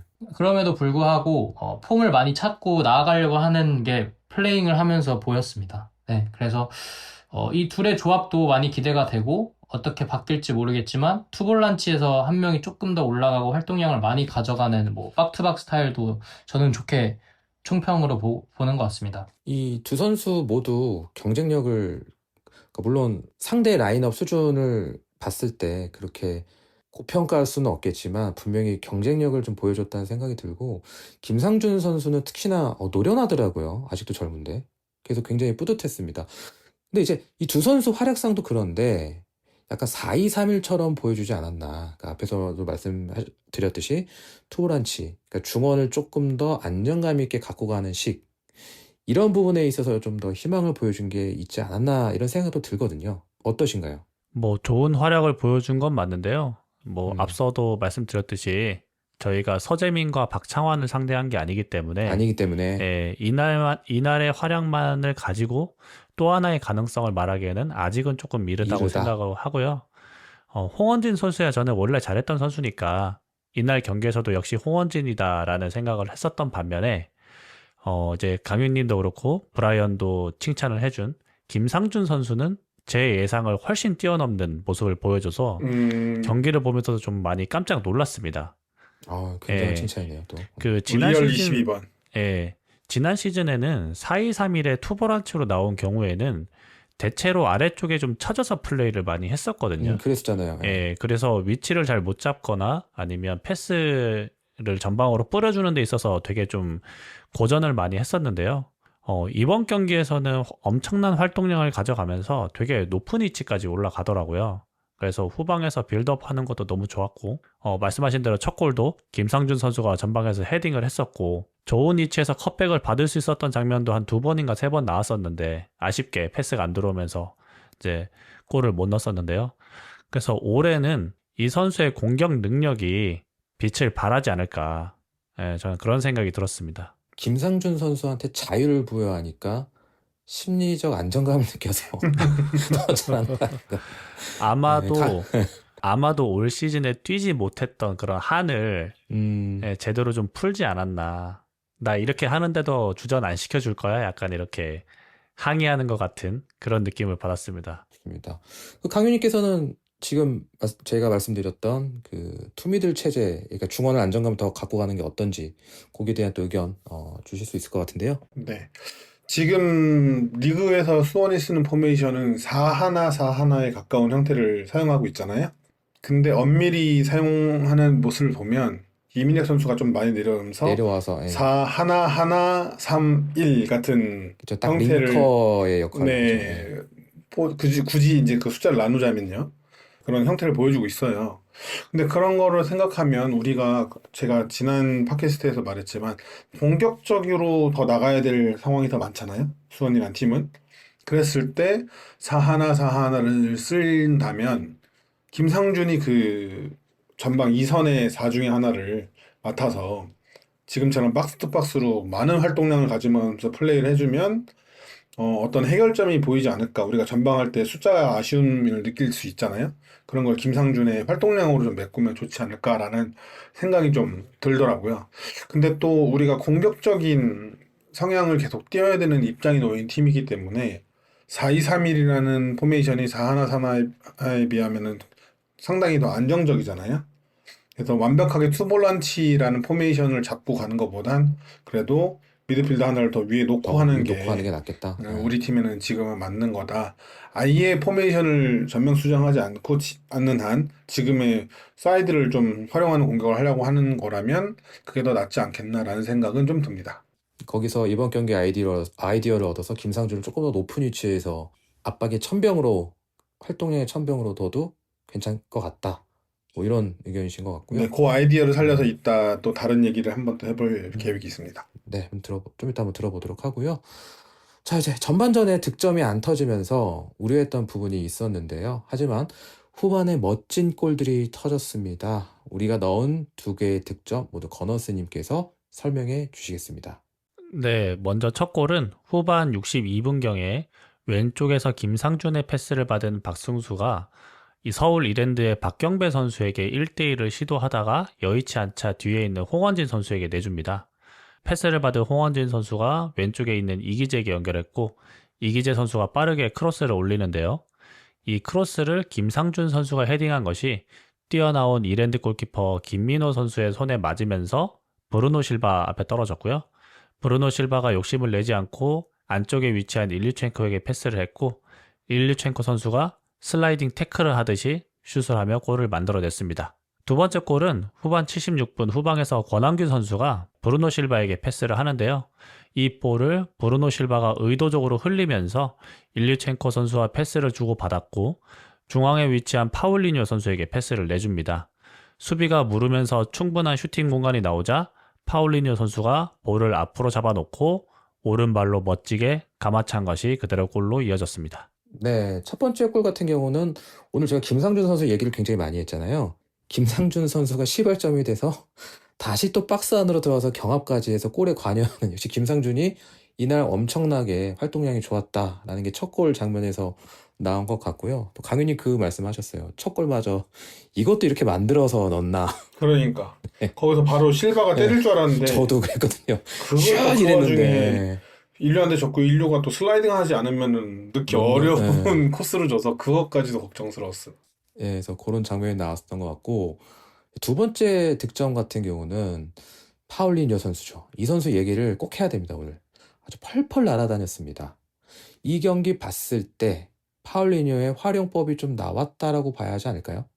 작년에 파울리뉴 선수가 공격형 미드필더 자리로 꽤나 많은 경기에 출전을 했었거든요. 근데 작년에는 부상 때문이었는지는 모르겠지만 다소 아쉬운 모습을 보여줬었는데요. 이날 경기에서는 몸이 되게 가벼워 보였고 우리가 기대했던 모습을 보여줬다고 생각을 합니다. 확실히 그렇군요. 파울리뉴 선수는 측면에서도 좋은 모습을 보여주긴 합니다만 제 개인적으로는 중앙에서 드리블로 볼을 끌고 올라가거나 전방 공격수와 연계하면서 공격을 이끌어갈 때 더 좋은 모습을 보여줬지 않았나라는 생각을 하고요. 이날 경기에서처럼 일류첸코 선수와 호흡이 괜찮다면 오히려 10번 자리에서 더 좋은 모습을 보여주지 않을까 하는 생각이 들었거든요. 측면에는 세라핌이나 브루노 실바, 박승수도 있기 때문에 다가오는 전남전에서도 10번 위치에서 플레이하는 것이 좋지 않을까 이렇게 생각합니다. 작년과 달라진 점은 그러면 파울리뉴와 함께 뛰고 있는 공격진이 바뀌신 게 아닐까. 그것도 그게 가장 우리는 크죠. 네, 맞죠. 리턴이 안 되는 선수가 있었는데 마음에서 하는 소리 또 해주셨네요. 근데 그 친구 터닝슛은 좋은데 리턴이 안 되는 선수였어. 슛은 좋아. 리터닝 슛은. 슛. 지웠습니다, 저는 이미. 네, 브라이언님 또 계속해서 이야기해 주시죠. 저는 우선 윙의 퍼포먼스도 먼저 얘기를 드리고 싶은데 전반전 좌측 윙 튀었을 때도 주로 톱에 김지현 선수와 원투 패스를 받는 게 좋더라고요. 그 VAR이 없지만 그 중계로 봤을 때는 그 원투 패스로 김지현 선수가 치고 페널티 박스는 들어갈 때 다리에 걸렸는지 안 걸렸는지는 살짝 애매하긴 한데 약간 약간 페널티를 줘도 될 것 같다라는 느낌이 들었는데 그 원투 패스를 이어간 것도 파울리뉴와 김지현 선수의 그런 파울리뉴 패스였고 파울리뉴 선수가 일단 흔들어주면서 슈팅을 자주 보여주더라고요. 전반에도. 그리고 후반에는 말했던 것처럼 박상익 선수의 자리를 맡아서 공미를 뛰는데 다 그냥 제끼면서 미친 폼이었잖아요. 그 폼을 보여줬을 때는 약간 빅앤스몰 조합처럼 이제 저희가 맞대할 그 전남의 하남 정강민이 투톱인데 그 둘도 약간 빅앤스몰 조합으로 나오거든요. 그 그렇군요. 느낌으로 일류첸코가 받아주고 연계를 해주는 게 너무 좋았어서 그거에 파울리뉴도 잘 살지 않았나. 그래서 윙으로 침투하는 브루노 실바나 아니면은 일류첸코의 득점 장면도 약간 그 권한기 선수의 후방 빌드업으로 브루노 실바한테 이제 파울리니 선수가 이렇게 약속된 것처럼 흘려주고 내주고 하는 게 둘이 소통도 잘 맞고 하더라고요. 그래서 케미가 잘 맞는 선수끼리 자기 몸에 약간 맞는 포지션을 뛰다 보니까 네네. 또 그 브루노의 움직임도 좋았거든요. 저는 계속해서 보았을 때. 네네. 그래서 그 포텐셜이 살아났던 게임이었고 자기 몸에 맞는 포지션을 뛰다 보니까 그래서 파울리뉴 선수가 찬스가 났는데 그걸 또 꺾어주더라고요. 일류첸코한테 득점 찬스를 주려고. 후반에. 직접 해결하지 않고 네 맞아요. 컷백을 해주는 볼도 있었고 그래서 파울리뉴 공미 전술은 계속해서 얘기를 하지만 상대는 2군이었잖아요. 어쨌든. 네.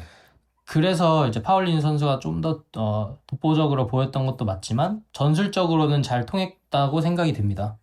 전술적인 그런 모든 선수들과 이런 합과 이런 롤과 이런 게 다 맞아 떨어졌던 상황이었다. 네, 어찌 보면은 좀 체급 차이가 있긴 했던 하지만, 경기지, 예. 그런 경기지 않았나라고 생각합니다. 좋습니다. 강윤님 의견 들어보겠습니다. 저는 지난 시즌부터 계속 이렇게 얘기를 해왔지만 좌측면에서 뛰는 파울리뉴 선수가 베스트라고 생각을 해왔는데요. 네네네. 이유는 이것도 여러 번 말했지만 천안 시절부터 좌측에서 안으로 파고들면서 우리가 그걸 인사이드 포워드라고 보통 이제 명칭을 네, 하는데 그렇습니다. 예. 그렇게 파고들면서 오른발로 멋진 가마차기 슈팅들을 보여줬기 때문에 혹은 그러면서 좋은 어시스트도 보여줬기 때문에 그 위치가 제일 베스트지 않을까. 그리고 실제로 그 파울리노 선수가 뛰어왔던 모든 팀들에 대한 기록이 남아있는 트랜스퍼 마크트 기준에서도 왼쪽이 가장 익숙한 포지션이다라고 나와 있었기 때문에 생각했는데 이번 경기를 보고 생각이 조금 바뀔 수 있을 것 같다라는 생각도 들었습니다. 긍정적으로 보셨군요. 네, 중앙에서 꽤 좋은 모습을 보여줬기 때문인데요. 특히 공격 상황에서는 투톱에 가깝게 움직이면서 파트너로 출전한 일류첸코 선수나 김지한 선수와 1대1, 2대1을 주고받고 수비들을 벗겨내는 플레이가 매우 좋았다라고 느꼈어요. 특히 이제 후반에 투입된 일류첸코가 내주는 게 워낙 좋다 보니까 굉장히 좋더라고요. 근데 이 파울리뉴의 포지셔닝에 대해서 완벽하게 이거다라고 얘기하기가 좀 어렵다라고 저는 좀 느꼈어요. 왜냐면 투톱에 가깝기도 한데 그렇다고 해서 톱은 아니고 완전 톱은 네. 아니고. 예. 그렇다고 해서 10번짜리 공격형 미드필더라고 하긴 그것도 좀 애매하고 유형이 네. 아주 흡사진 않죠. 예. 그걸 왔다 갔다 하는 움직임이 보여줬기 때문인데요. 이러한 포지셔닝을 뭐 용어로 하자면 일본에서는 토프방이라고도 부르고 이탈리아에서는 트레쿼르티스타, 뭐 스페인에서는 메디아 푼타라고 얘기를 하죠. 4분의 3지점에 있는 선수를 뜻하는 건데 결국 이것도 10번 공격형 미드필더를 뜻하는 용어예요.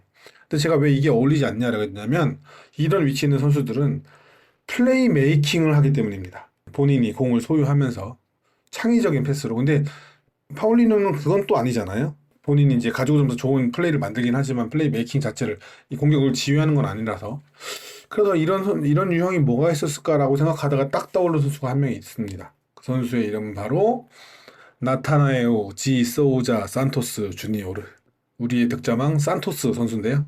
저도 그 생각했어요. 예. 예, 플레이메이킹에는 관여하지 않으면서 예. 예, 이선 중앙에서 자유롭게 움직이며 정확한 슈팅으로 득점을 올리던 산토스의 모습과 파울리뉴가 닮아있다라는 생각이 좀 들었어요. 예, 물론 좀 더 타이트한 수비가 예상되는 리그 경기에서도 파울리뉴가 같은 플레이를 할 수 있을지는 봐야 저도 되겠죠. 장담을 할 수 없지만 측면에 매몰되던 지난 경기들에 비해서는 파울리뉴를 통한 중앙 공격이라는 옵션이 추가된 이번 경기가 공격 방식이라는 측면에서는 훨씬 좋았기 때문에 이 코칭 스태프들의 전술적인 고민이 필요한 시점이지 않을까라는 생각도 들었습니다. 네. 이날 득점을 하고 나서 그러니까 파울리뉴가 득점을 하고 나서 세레머니를 그 N석 앞에서 서포터 앞에서 굉장히 오래 했어요. 예, 한 4가지를 동시에 하더라고요. 하트하고 인사하고. 감사의 인사도 표하고. 원래 프리시즌에 부상이 있었어가지고 제가 우려를 많이 했었는데 작년에 어떻게 보면은 좋은 모습을 보여준 건 아니었잖아요. 기대만큼은. 그래서 그런 스트레스를 좀 받았을 것 같아요. 근데 이제 이 골로 이런 걸 좀 다 털어버리고 자신감을 좀 되찾은 모습을 보여줬기 때문에 앞으로의 리그 경기가 더욱더 기대되는 것 같습니다. 요, 이제 부상 관련해서 말씀 하나만 더 드리자면, 요거 관련해서 저는 조금 불만이었어요. 그러니까 부상이 있는 선수를 영입한 거였어요. 작년에 천안에서 들어갈 때. 작년에 애초에. 그래서 뭐 여러 가지 이야기가 있지만 훈련에 거의 참여 못하고 경기만 뛰는 상황이다라는 얘기까지 들리더라고요. 또 그런 또 사연이 있었군요. 네네. 그래서 아마 지난 시즌 끝나자마자 브라질 가고 그 치료받고 재활하고 그래서 전지 훈련도 거의 참여하지 않았고 남해에 있을 때 후반기에 참여했지만 남해에서도 팀 훈련한 것보다는 계속 재활에 가깝게 했다. 남해에서 그 김현 선수도 재활에 더 몰두했다라고 하는데 둘이 같이 재활조였다라는 얘기를 들었어요. 그래서 이 선수가 폼이 지금은 이제 뛰는 걸 보면 많이 괜찮아진 것 같고 또 선수들과의 연기하는 거 보면 팀 훈련도 하고 있는 것 같아서 앞으로의 폼이 좀 더 기대가 된다라는 얘기도 좀 하고 싶습니다. 네, 너무나 기대가 되고요. 네, 정말 긍정적인 요소가 가득 찬 경기이지 않았나 싶습니다. 그럼 이 기세를 몰아 이제 이번 주말입니다. 전남을 만나게 됩니다. 빅보드에서 계속 홈 경기를 가져가게 되는데요. 리그전 승리도 가져와야 되겠죠. 그럼 전남전을 대비한 프리뷰 시작해 보도록 하겠습니다. 작년 같은 경우 전남이 워낙 좋은 모습을 보여줬었지만 우리 수원이 맞대결에서는 우위를 점했었거든요. 올해 우리 수원이 뚜껑을 열어보니 시즌 초 고전하고 있고 다른 팀들은 상향 평준화된 느낌입니다. 그래서 전남과 경기가 조심스러워질 수밖에 없다 이렇게 생각이 드는데요. 그렇다면 전남의 올해 초반 전력은 어떻게 평가하고 계시는지 우리 건너스님께 한번 들어보도록 하겠습니다. 네, 전남은 발디비아 선수를 제외한 외국인 선수 전원을 교체를 했는데요. 작년 많은 득점을 했던 김종민 선수가 충남 아산으로, 미드필더에서 좋은 모습을 보여줬던 조지훈 선수가 안산으로 이적을 했습니다. 하지만 새로 영입한 외국인 선수 중에 알베르티라는 선수가 좋은 활약을 보여주고 있고, 우리와의 경기에서도 골을 넣었던 하남 선수도 건재하기 때문에 전력 이탈이라고 볼 수는 없지만 김현석 감독이 충남 아산에서도 사용하지 않았던 5백을 사용한 걸로 봐서는 수비가 불안하다고 감독이 판단을 하고 있는 게 판단을 한 거구나. 아닌가라는 생각이 듭니다. 실제로 올 시즌 4라운드까지 경기를 보면 5백을 사용함에도 수비에서 불안한 모습을 많이 보여주고 있거든요. 하지만 공격 쪽에서도 좋은 모습을 보여주고 있기 때문에 방심해서는 안 된다 이렇게 생각합니다. 걱정하는 게 이제 수원이 5백을 쓰는 팀에게 좀 약한 모습을 보여주고 있어가지고 그게 조금 마음에 걸리는데 이제 문제는 수원을 상대하는 팀들은 수원을 상대로 맞춤 전술을 들고 나올 거라 보는 거예요. 그러니까 뭐 5백을 쓰든 완전 라인을 내리든 전남도 그런 흐름을 계속해서 보여줄 거라고 보시는지요? 일단은 앞서 말씀드린 대로 전남이 기본적으로 올 시즌에는 5-3-2 포메이션으로 경기를 치르고 있기 때문에 우리와의 경기에서도 아마 동일하게 나올 가능성이 높을 것 같아요. 역시나. 네, 하지만 앞서 말씀드렸듯 이 5백을 사용함에도 수비가 좋다고 볼 수는 없거든요. 그 이유는 기본적으로 이 5백의 라인이 높습니다. 그리고 5팩인데도 라인이 좀 네, 되게 보네요. 높아요. 공격적으로 라인을 끌어올려서 사용을 하고요. 그리고 양 측면 수비수인 김예성과 김용환의 공격 가담이 되게 잦고 이 중앙 수비수에 있는 김경재 선수가 후방 빌드업 상황에서 압박을 받으면 맞아요. 굉장히 치명적인 실수를 종종 합니다. 네, 그래서 우리와의 경기에서도 이렇게 라인을 올리고 경기를 할지 알 수는 없지만 만약에 전남이 하던 대로 플레이를 한다고 하면은 충분히 공략할 가능성이 높다라고 생각을 하고요. 공격에서는 주로 직선적이고 다이렉트한 전술을 주로 사용하는데요. 그러니까 하남 선수가 제공권이 좋다 보니까 이 하남 선수를 향한 롱볼이나 방금 말씀드렸던 양 측면의 수비수 그리고 미드필더들의 공격 가담이 좋아서 이 선수들의 이제 뒷공간을 향한 패스를 종종 시도하는 편이거든요. 그래서 우리가 수비를 할 때는 또 너무 라인을 올렸다가 또 뒷공간을 내줄 수 있기 때문에 이 부분은 좀 조심을 해야 하지 않을까라고 생각합니다. 그래서 압박받으면 수비진들이 취약해진다라는 제가 얘기를 듣자마자 우리도 헤비메탈식으로 미친 압박을 해야 되는 거 아닌가 이런 생각을 잠깐 했었는데 또 섣불리 덤빌 수는 또 없는 상황인 것 같습니다. 뭐 공격 쪽에서는 압박을 가하면 이제 충남 아산이나 이번에 왔던 이랜드전처럼 수비에서의 뭔가 미스를 우리가 채갈 수 있을 것 같긴 한데요. 뭐 근데 우리의 또 수비진이 또 리그에서는 좋은 편이기 때문에 또 라인을 그렇게 많이 올리는 수비진이 아니기 때문에 전남도 아마 우리 뒷공간을 공략하는 데는 조금 어려움을 겪지 않을까? 어려움이 있지 않을까? 라는 생각합니다. 네. 브라이언님 시각은 어떠십니까? 저도 거의 흡사한데 전남은 일단 유기적인 플레이를 잘하거든요. 그래서 현재까지 자신들의 축구를 보여주려고 하는 게 우선이더라고요. 보니까. 그래서 1라운드부터 직전 라운드까지 자기들이 잘하는 걸 보여주고 중원에 알베르티라는 외인이 영입이 됐는데 알베르티와 발디비아를 중심으로 공격을 전개하고 양쪽 윙백에 말씀해주신 김예성, 김용환이 오버래핑을 엄청 자주 나와요. 그래서 이 부분이 위협적이지만 우리한테도 득이 될 수 있는 부분이기도 하고 아까 말했던 그 김경재 센터백인데 여기가 거의 홍석현, 김경재, 유지아 이 3백이 거의 국밥처럼 나오거든요. 아니면은 홍석현 선수나 노동건 선수 이렇게 둘만 바뀌어요 거의. 그래서 이 부분에서 유지아 선수도 작년에 장기 부상 십자인대 이후에 돌아왔지만 약간의 빌드업에 미스가 있고 김경재 선수도 그렇고 잔실수가 많이 보이더라고 발밑에서. 그리고 저는 알베르티 선수를 좀 많이 집중해서 봐야 될 것 같다고 생각을 하는 게 이 선수가 조금만 자기가 할 수 있는 게 보이면 중거리 슛도 그냥 과감하게 때리고 또한 킥도 워낙 좋아요. 크로스도 좋고 그래서 도전을 많이 하기 때문에 이 선수를 쉽게 놓으면 안 될 것 같다 라고 생각이 들고 아까 말했던 이제 공중볼이 좋기 때문에 또한 롱킥을 때려서 세컨볼을 따내는 역습 플레이를 많이 하거든요. 1라운드 천안전과도 똑같이 골키퍼 선수가 최봉진 선수인가요? 롱킥을 때렸을 때 하남 선수가 헤딩으로 떨궈주고 정강민 선수가 이렇게 한 번에 마무리를 하는 플레이 등이나 아니면은 아까 말했던 양쪽 윙백이 천안전 두 번째 골도 김예성 선수가 크로스를 올리고 반대 윙백인 김용환 선수가 안에까지 들어가서 헤딩으로 마무리를 하는데 오히려 그 장신인 선수들한테 조금 이제 쏠려서 이런 선수들한테도 많이 제공권을 따일 수도 있는 부분이 있어가지고 빅앤스몰 조합이나 양쪽 윙백을 잘 봐야 되겠다라고 저도 느꼈습니다. 그렇다면 전남이 만만치는 않은 전력으로 보이는데 강효님께서 우리가 전남에 조심해야 할 선수, 그다음에 우리가 전남에 이 선수를 공략해야 된다. 이게 각각 뽑아보자면 어떤 선수라고 생각하십니까? 이 전술 얘기하면서 이미 이름들 다 말씀하셔가지고 제가 좀 할 얘기가 없어지는데 네. 네. 어쨌든 전남 하면 그 공격의 키가 되는 광양만 예수라고 불리는 발비디아 선수를 많이 떠올리실 겁니다. 실제로도 이번 시즌에도 꽤나 좋은 폼을 보여주고 있고요. 그리고 제가 작년에 전남전 데뷔하면서 얘기해드렸던 좌측 풀백 김예성 선수. 이 선수는 오른발잡이인데 왼쪽으로 나와서 왼발로 크로스도 시도하지만 꺾어서 오른발로 하는 크로스가 굉장히 좋습니다. 방금 세미님이 잘 말씀해 주셨듯이 그걸로 어시스트도 기록을 했고요.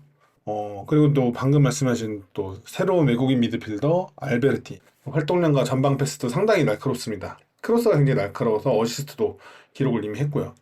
그렇지만 이 선수들보다도 더 우리가 경기해야 될 선수는 바로 최전방 공격수 하남 선수다라고 말씀드리고 싶은데요. 다를 줄 알았어요. 네. 하남은 현재 리그 4경기 출전해서 3골 득점을 하면서 리그 벌써 득점 3골이에요? 네, 현재 리그 득점 1위고요. 네. 4경기를 뛰는 동안 10개의 슈팅을 기록했고 그중 4개가 유효슛이에요. 그 중에 3골을 넣은 거고. 네. 그러니까 오른발잡이지만 왼발로도 좋은 슈팅을 만들어낼 줄 아는 선수고 말씀하신 대로 4개의 유효 슈팅으로 3골을 득점했다는 것은 찬스를 확실하게 득점으로 연결시킬 수 있는 능력을 가진 선수다라는 뜻입니다. 그것도 헤딩 경험도 좋고 왼발도 좋고 그래서 이 경기 중에 한 번씩 큰 위기를 초래하는 우리 팀의 특성상 매우 경계해야 될 부분이고 작년 그 미르에서의 맞대결에서도 한번 하나 선수에게 그 찬스를 주면서 왼발 아주 통쾌한 슈팅으로 우리 골문을 갈랐던 기억이 있죠.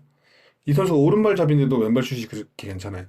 그리고 또 하나를 경계해야 되는 또 한 가지 이유는 185cm의 당당한 피지컬을 바탕으로 공중볼에서 위력적이란 겁니다. 이것도 다 말씀해 주셨지만 지표를 좀 보면 리그 4경기를 총 치르면서 총 14번의 공중경합 승리를 가져오는데요.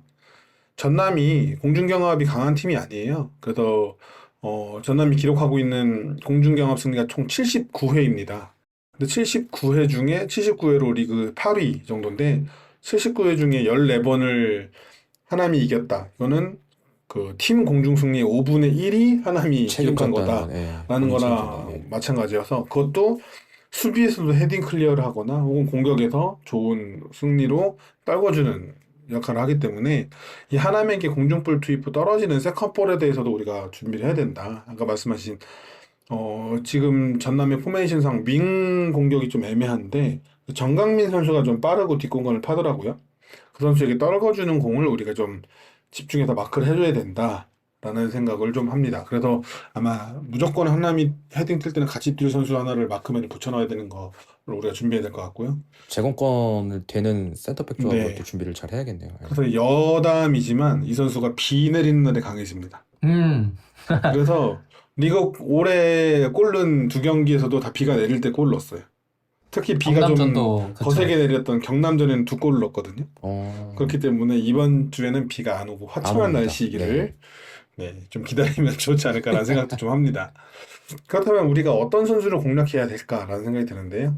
이것도 이미 다 말씀하셨기 때문에 정답이 나와 있는데 좌측 풀백 김예성이 좋은 공격 가담을 보여준다고 말씀드렸잖아요. 그 전남의 공격을 하는 그 양쪽 풀백의 뒷공간이 커버에 아쉬움이 있습니다. 이건 결국 센터백에서의 커버가 들어가줘야 되고 아니면 혹은 파이브팩이다 보니까. 미드필더에서의 커버가 또 와줘야 되는데 이 부분이 전술적으로 이렇게 세밀하게 잡혀있진 않아 보여요. 선수의 개인 능력에 좀 맡기는 느낌이어서 이 부분을 우리가 특히 왼쪽 사이드, 우리의 공격 방향으로는 오른쪽 사이드에서의 노림수가 있으면 좋겠어서 세라핀 같은 선수가 전남의 좌측 공간을 활짝 열어 제껴줬으면 좋겠습니다. 이것도 이미 이제 말씀하신 건데 한 가지만 더 말하면 센터백 김경재 선수에게서 실책하는 빌드업이 불안하다. 네, 김경재 선수가 광주에서 2년 동안 뛰다 온 선수예요. 광주라는 팀 이름을 얘기했을 때 많은 분들이 이해하실 수 있는 것들이 있는데 광주는 빌드업을 굉장히 세밀하게 하는 팀입니다. 그 팀에서 어쨌든 2년간 많은 경기를 뛰지는 못했지만 소속해 있던 팀이고 또 광주 영상들을 보면 라커룸 리더 같은 모습을 보여줘요.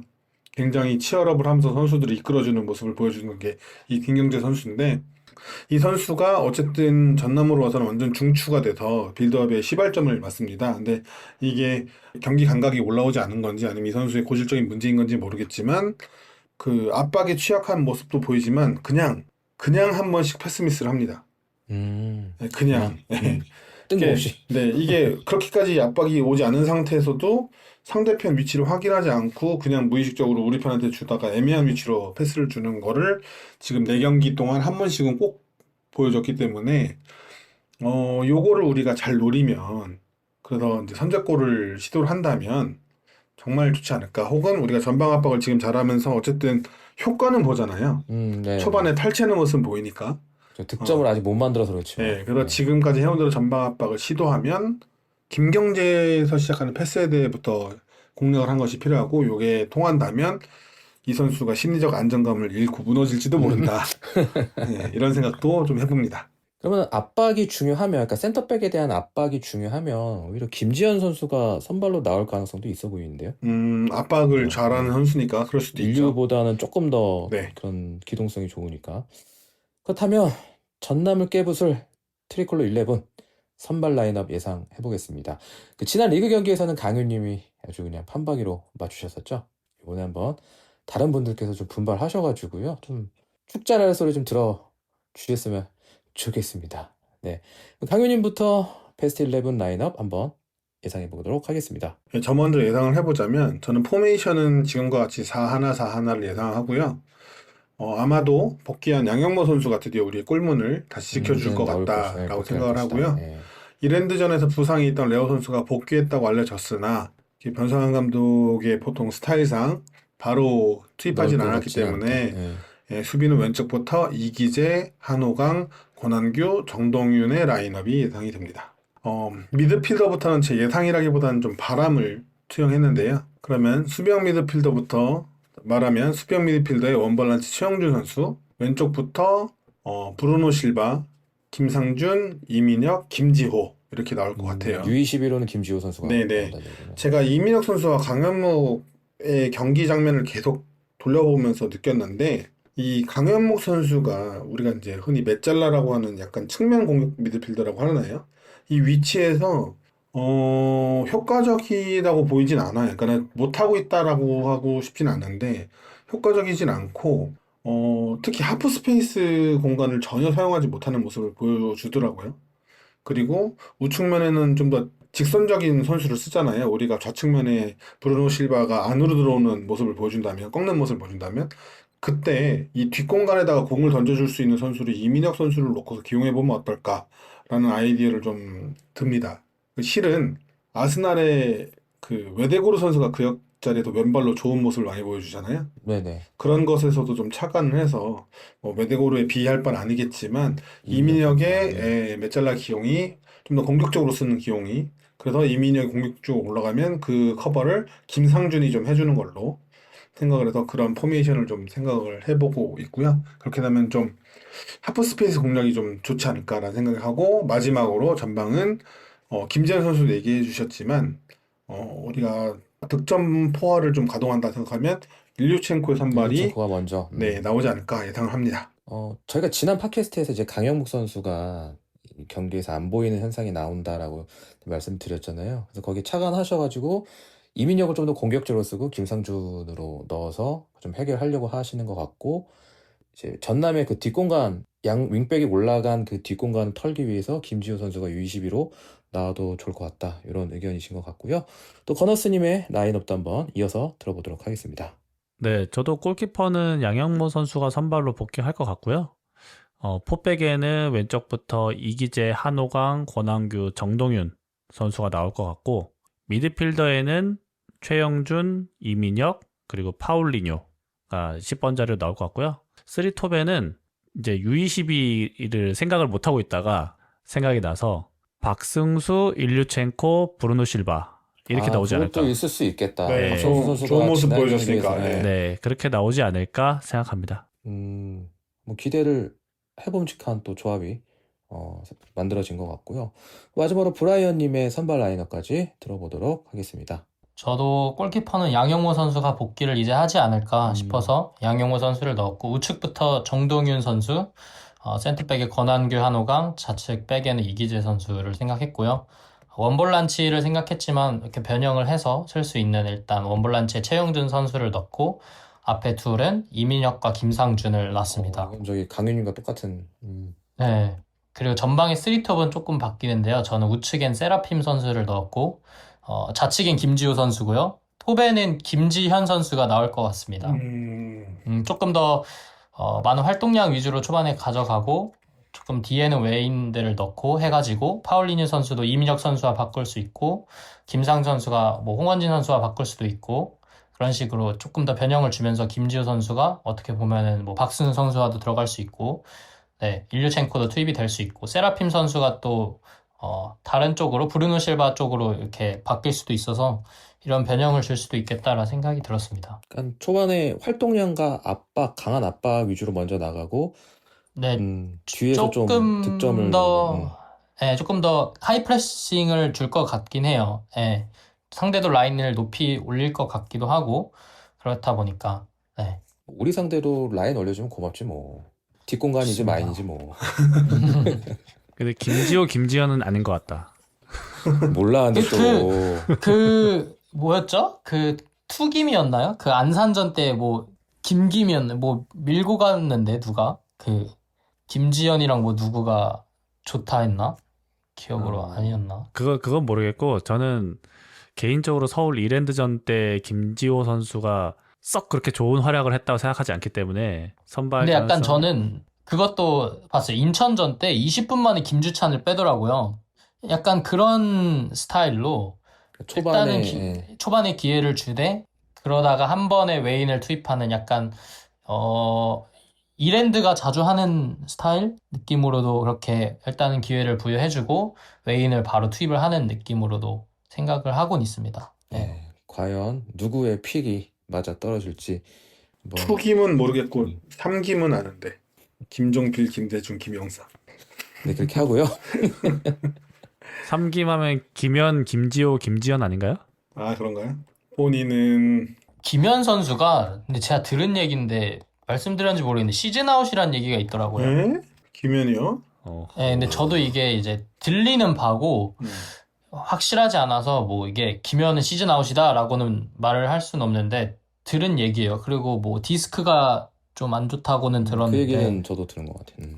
근데 뭐 시즌 아웃까지다라고 막 얼핏 듣긴 했는데 이게 확실한 얘기가 아니어서 그래서 일단 좀 네. 아직 벤치에도 못 들고 있는 거 보면 뭔가 문제가 있긴 있는 것 같아요. 네, 메디컬 쪽에 좀 문제가 있는 것 같긴 합니다. 김현 선수도 보고 싶네요. 얼른 쾌차해서 복귀하는 모습 봤으면 지미스님 좋겠습니다. 지미스님 그 기억나세요? 그 김현 선수 머리띠 이뻐가지고 저한테 저거 어디 거냐고 저보고 대신 DM 해달라고 해서 근데 진짜 DM이 와가지고 자기도 그 모른다고 후원 했잖아. 에이전시인가 어디 후원해서 받아서 준 한 거라고 거라. 네. 그런 게 보이더라고. 요즘에는 그 파울리뉴 선수가 하는 헤드밴드로 하나? 흰색. 마음에 드세요? 그 마음에 자꾸 드세요? 아이버슨 생각나갖고 조만간 한번 따라하려고 어허. 똑같은 거 한번 찾고 있어요. 머리를 미시는 건가요? 따야죠. 머리를 따야지. 머리를 그래도 따야죠. 따야죠. 레게로 삭발은 따야지. 곤란합니다. 제가 그 해봤잖아요. 또 콘네도 해봤죠. 예. 미친 듯이 간지럽고 못 씻으니까. 미친 듯이 간지럽고 또 이게 좀 아파요. 약간 주름이 생기는 느낌? 그런 거 자주 하면 머리털이 빠지기 때문에 머리털 건강을 위해서라도 밴드만 하는 걸로 하겠습니다. 마지막으로 경기 결과 예측까지 한번 들어보도록 하겠습니다. 네, 무승의 흐름을 끊기도 했고 서울 리랜드를 어쨌거나 이기면서 선수들의 자신감도 많이 올라왔을 거라 생각을 해서요. 모처럼 2대1 승리 예상해 보겠습니다. 오호. 한 점은 실점하네요. 뭐 한 점은 내줄 것 같아요. 그럼 득점은 누가 할 것 같아요? 파울리뇨 일류첸코. 또 웨인이 해결해 줄 거라. 그래서 네. 2대1. 네. 나 겁나 근데 이제 거너스가 얘기하면. 네, 왜요? 이런 반드시- 거는 맞으면 좋죠. 이런 거는. 그러니까 승리 맞아야 예측. 되는데 자꾸 영내발로 또 안 맞을까봐 겁나는데. 그래서 겁난다고? 네. 근데 2대1로 꼭 이번에 이루어졌으면 좋겠습니다. 브라이언님의 예측도 한번 들어보도록 하겠습니다. 제가 항상 약간 수뽕을 항상 가미를 했는데 이제는 조금 더 냉정하게 예측을 할게요. 기대되는데? 얘기해보세요. 저는 제가 지난주부터 지미스님한테 얘기를 했는데 2대1 패배를 할 것 같다. 오. 그 말을 했었어요. 폭삭망의 수다. 근데 폭삭 망했어. 폭삭망의 수다. 근데 웃긴 게 제가 이랜드전 때도 2대1로 질 것 같다 했는데 2대1로 이겼거든요. 이번 그래서 이게 코리아컵 때. 약간 반항기 섞인 2대1 패배를 예상하지만 영내발이네. 무조건 수원이 이겼으면 좋겠고 이 또한 한 번 더 이어가고 싶어서 2대1 패배를 예상을 하겠습니다. 저는. 근데 꼭 이러면 이런 게 불안하게 맞아떨어지는 경우가 있어가지고. 근데 제가 맞힌 적이 한 번도 없기 때문에 네. 좋습니다. 2대1 패배 예상합니다. 영내발에 걸어주셨고요. 얼마나 못 맞추면 영내발까지 걸어. 마지막으로 강윤님의 경기 예측 들어보도록 하겠습니다. 제가 늘 말하는 내용 이번에도 또 말합니다. 선제골 득점하면 3대1 승리 예상합니다. 세임 올드 스토리고요. 네, 그 김예성 선수 얘기를 했잖아요. 공격하기 위해서 좌우 풀백 김예성, 김용환이 전전하는 뒷공간이 아쉽기 때문에 우리가 선제골을 넣으면 지난 시즌 전남과의 경기를 재현할 수 있지 않을까라는 생각을 합니다. 좋습니다. 네, 3대1로 시원하게 이길 것이다. 혹시 득점까지도 예상을 해보면? 이번에 만약에 득점을 한다면 미드필드에서 한 골 나올 것 같아요. 미드필드 예상. 네, 이선 침투. 이민혁 선수 한 골. 나올 때 됐어요. 네. 네. 그리고 이제 득점포가 터졌을 때 몰아치는 게 좀 능한 선수가 파울리뉴거든요. 물을 났으니까. 작년에는 부상이 좀 있어서 그렇게 안 됐는데 올해는 이제 몸 좋으니까 몰아쳐서 파울리뉴도 한 골 교체로 투입해서 해주지 않을까 그렇게 생각을 합니다. 네, 좋습니다. 그래서 좀 득점이 필요한 선수들이 더 넣어줬으면 좋겠다는 바람이고요. 이렇게 2대1 승리, 영내발의 1대2 패배, 3대1 완승까지 예측 들어봤습니다. 오늘은 좀 여기까지 듣도록 하고요. 마지막으로 오늘 이 시간을 마무리하면서 각 패널분들께 오늘 이 시간 함께 하신 소감 듣고 끝마치도록 하겠습니다. 500번째 경기가 지나고 빅버드에서 이제 501번째 경기를 시작하는데요. 전남이 리그 현재 무패인데 제 예상을 깨고 또한 전남의 무패를 깨고 승점과 함께 같이 올라갔으면 바라면서 날씨가 따뜻해지고 있는 환절기인 것 같습니다. 수원의 봄도 곧 올 거라고 예상을 하고 모두가 원하지 않은 순위인데 우리가 원하지 않은 이 순위를 깨고 1등이라는 타이틀을 얻을 수 있도록 저희가 올라가길 바랍니다. 네, 좋습니다. 일단은 브라이언님이 이제 출장과 바쁜 일들을 마치고 드디어 완전체로 함께 할 수 있어서 오늘 좋았고요. 또 커너스님과 브라이언님의 좋은 의견들을 들을 수 있어서 또 즐거웠습니다. 지루한 A매치 기간이 끝나고 다시 리그의 시간이 돌아왔는데요. 그 500이라는 숫자가 왠지 절반의 느낌도 좀 들잖아요. 어떤 맞아요. 시기가 하나가 다 지나갔다라고 생각을 하고 다시 새로 써나갈 시기가 당장 이 전남전서부터 시작된다라는 느낌도 좀 받습니다. 굳이 의미를 부여하자면요. 그래서 501번째 경기도 중요하니 모두 주말에 빅버드에서 만나서 같이 승리를 좀 만끽했으면 좋겠습니다. 오프닝에서도 얘기가 나왔었는데, 제가 이제 처갓집이 안동이라서, 또 이제 이번 산불 때문에 좀, 아주, 예, 예, 마음을 많이 졸였는데요. 아마 수원 팬분이 안동에 사실 수도 있고, 그렇죠. 아니면 예. 이제 수원 팬분들의 지인분이나 가족분들이 또 사실 수 있기 때문에, 혹시나 그분들에게도 피해가 없으셨으면 하는 마음이 있고, 축구협회 경기가 끝나고 나서 또 잔디 문제로 여러 가지 얘기가 많이 나왔었는데, 네네. 예, 앞으로는 수원 월드컵 경기장에서는 경기를 좀 안 했으면 하고요. 맞습니다. 예, 네. 잔디 핑계 자꾸 대지 말고 실력으로 좀 증명을 해주셨으면 좋겠다라는 생각도 좀 들었고요. 저도 뭐 오늘 오랜만에 다 같이 모여서 이렇게 얘기할 수 있어서 너무 좋았고, 경기를 가고 싶은데 못 가서 참 예, 다가오실 거예요. 예, 아쉬우실 거고. 많이 아쉽고, 그 마음을 팟캐스트를 더 열심히 준비해서 여러분들에게 좋은 내용 들려드릴 수 있도록 노력하겠습니다. 네, 저도 마지막으로 오늘 한 말씀 더 보태자면 어벤져스 다들 보셨을 겁니다. 예, 수원과 빅버드 500만큼 사랑합니다. 오, 좀 별로인데? 좋았나요? 별로였어요? 예, 저는 501만큼. 슈와만 먹으러 가야겠는데 슈와. 나 502. 네. 끝말잇기인가요? 죄송합니다. 시즌 초에 흐름이 워낙 좋지 않았기 때문에 걱정이 많았었는데, 비록 컵 대회였긴 하지만 이런 흐름을 끊었다는 것, 그리고 우리가 취약했던 김도균 감독의 서울 이랜드와의 징크스도 끊었다는 것, 이런 부분들이 긍정적이었던 한 주가 아니었나, 그런 생각이 들었던 것 같습니다. 이제는 리그를 다시 마주하게 되었습니다. 이 경기를 혹시 실패한다면 우린 또 위기를 맞이하게 될 텐데요. 부디 승리를 하면서 다음 주 팟캐스트에서 기분 좋게 웃으면서 리뷰할 수 있었으면 좋겠습니다. 바야흐로 정말 봄입니다. 따뜻해진 만큼 여러분들 빅버드 많이 찾아와 주셔서 함께 응원해 주시면 좋을 것 같습니다. 그럼 경기장에서 뵙겠습니다. 오늘도 골다방 크루와 함께 해주셔서 감사합니다. 주말에는 또 추워진다고 합니다. 직관 가시는 분들 따뜻하게 입으셨으면 좋겠고요. 승리도 꼭 맛보고 오셨으면 좋겠습니다. 오늘도 평안한 밤 되시고요. 감사합니다. 꼴다방의 팟캐스트 다 들어주시느라 감사드리고, 주말에도 승리로 함께 나아갈 수 있도록 501번째 빅버드도 환호로 만들어주세요. 감사합니다. 그 서양 판타지에서 용을 잡은 사람에게 드래곤 슬레이어라는 호칭이 주어집니다. 용살자죠. 네, 지난 시즌 우리는 드래곤 슬레이어였는데요. 이번 시즌에도 또 거대한 푸른 날개가 용의 승천을 가로막길 기대합니다. 경기장에서 뵙겠습니다. 편안한 밤 되십시오.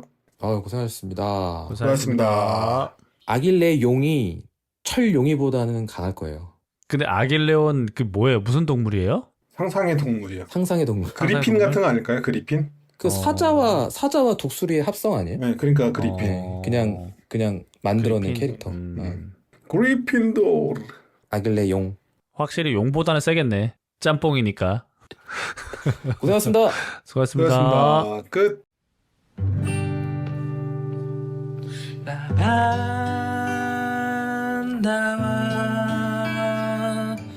바다를 넘어 여행을 떠나자. 나의 마음의 완이를 또 한 번 더 하얗게 눈이 내리던 그날처럼 나의 마음의 소원을 또 한 번 더 저 하늘의 끝으로 날 데려가. 나반다와 저 바다를 넘어 여행을 떠나자. 나의 마음의 완이를 또 한 번 더 하얗게 눈이 내리던 그날처럼 나의 마음의 소원을 또 한 번 더 저 하늘의 끝으로 날 데려가 라반다와 저 바다를 넘어 여행을 떠나자 나의 마음의 완이를 또 한 번 더 하얗게 눈이 내리던 그날처럼 나의 마음의 소원을 또 한 번 더 저 하늘의 끝으로 날 데려가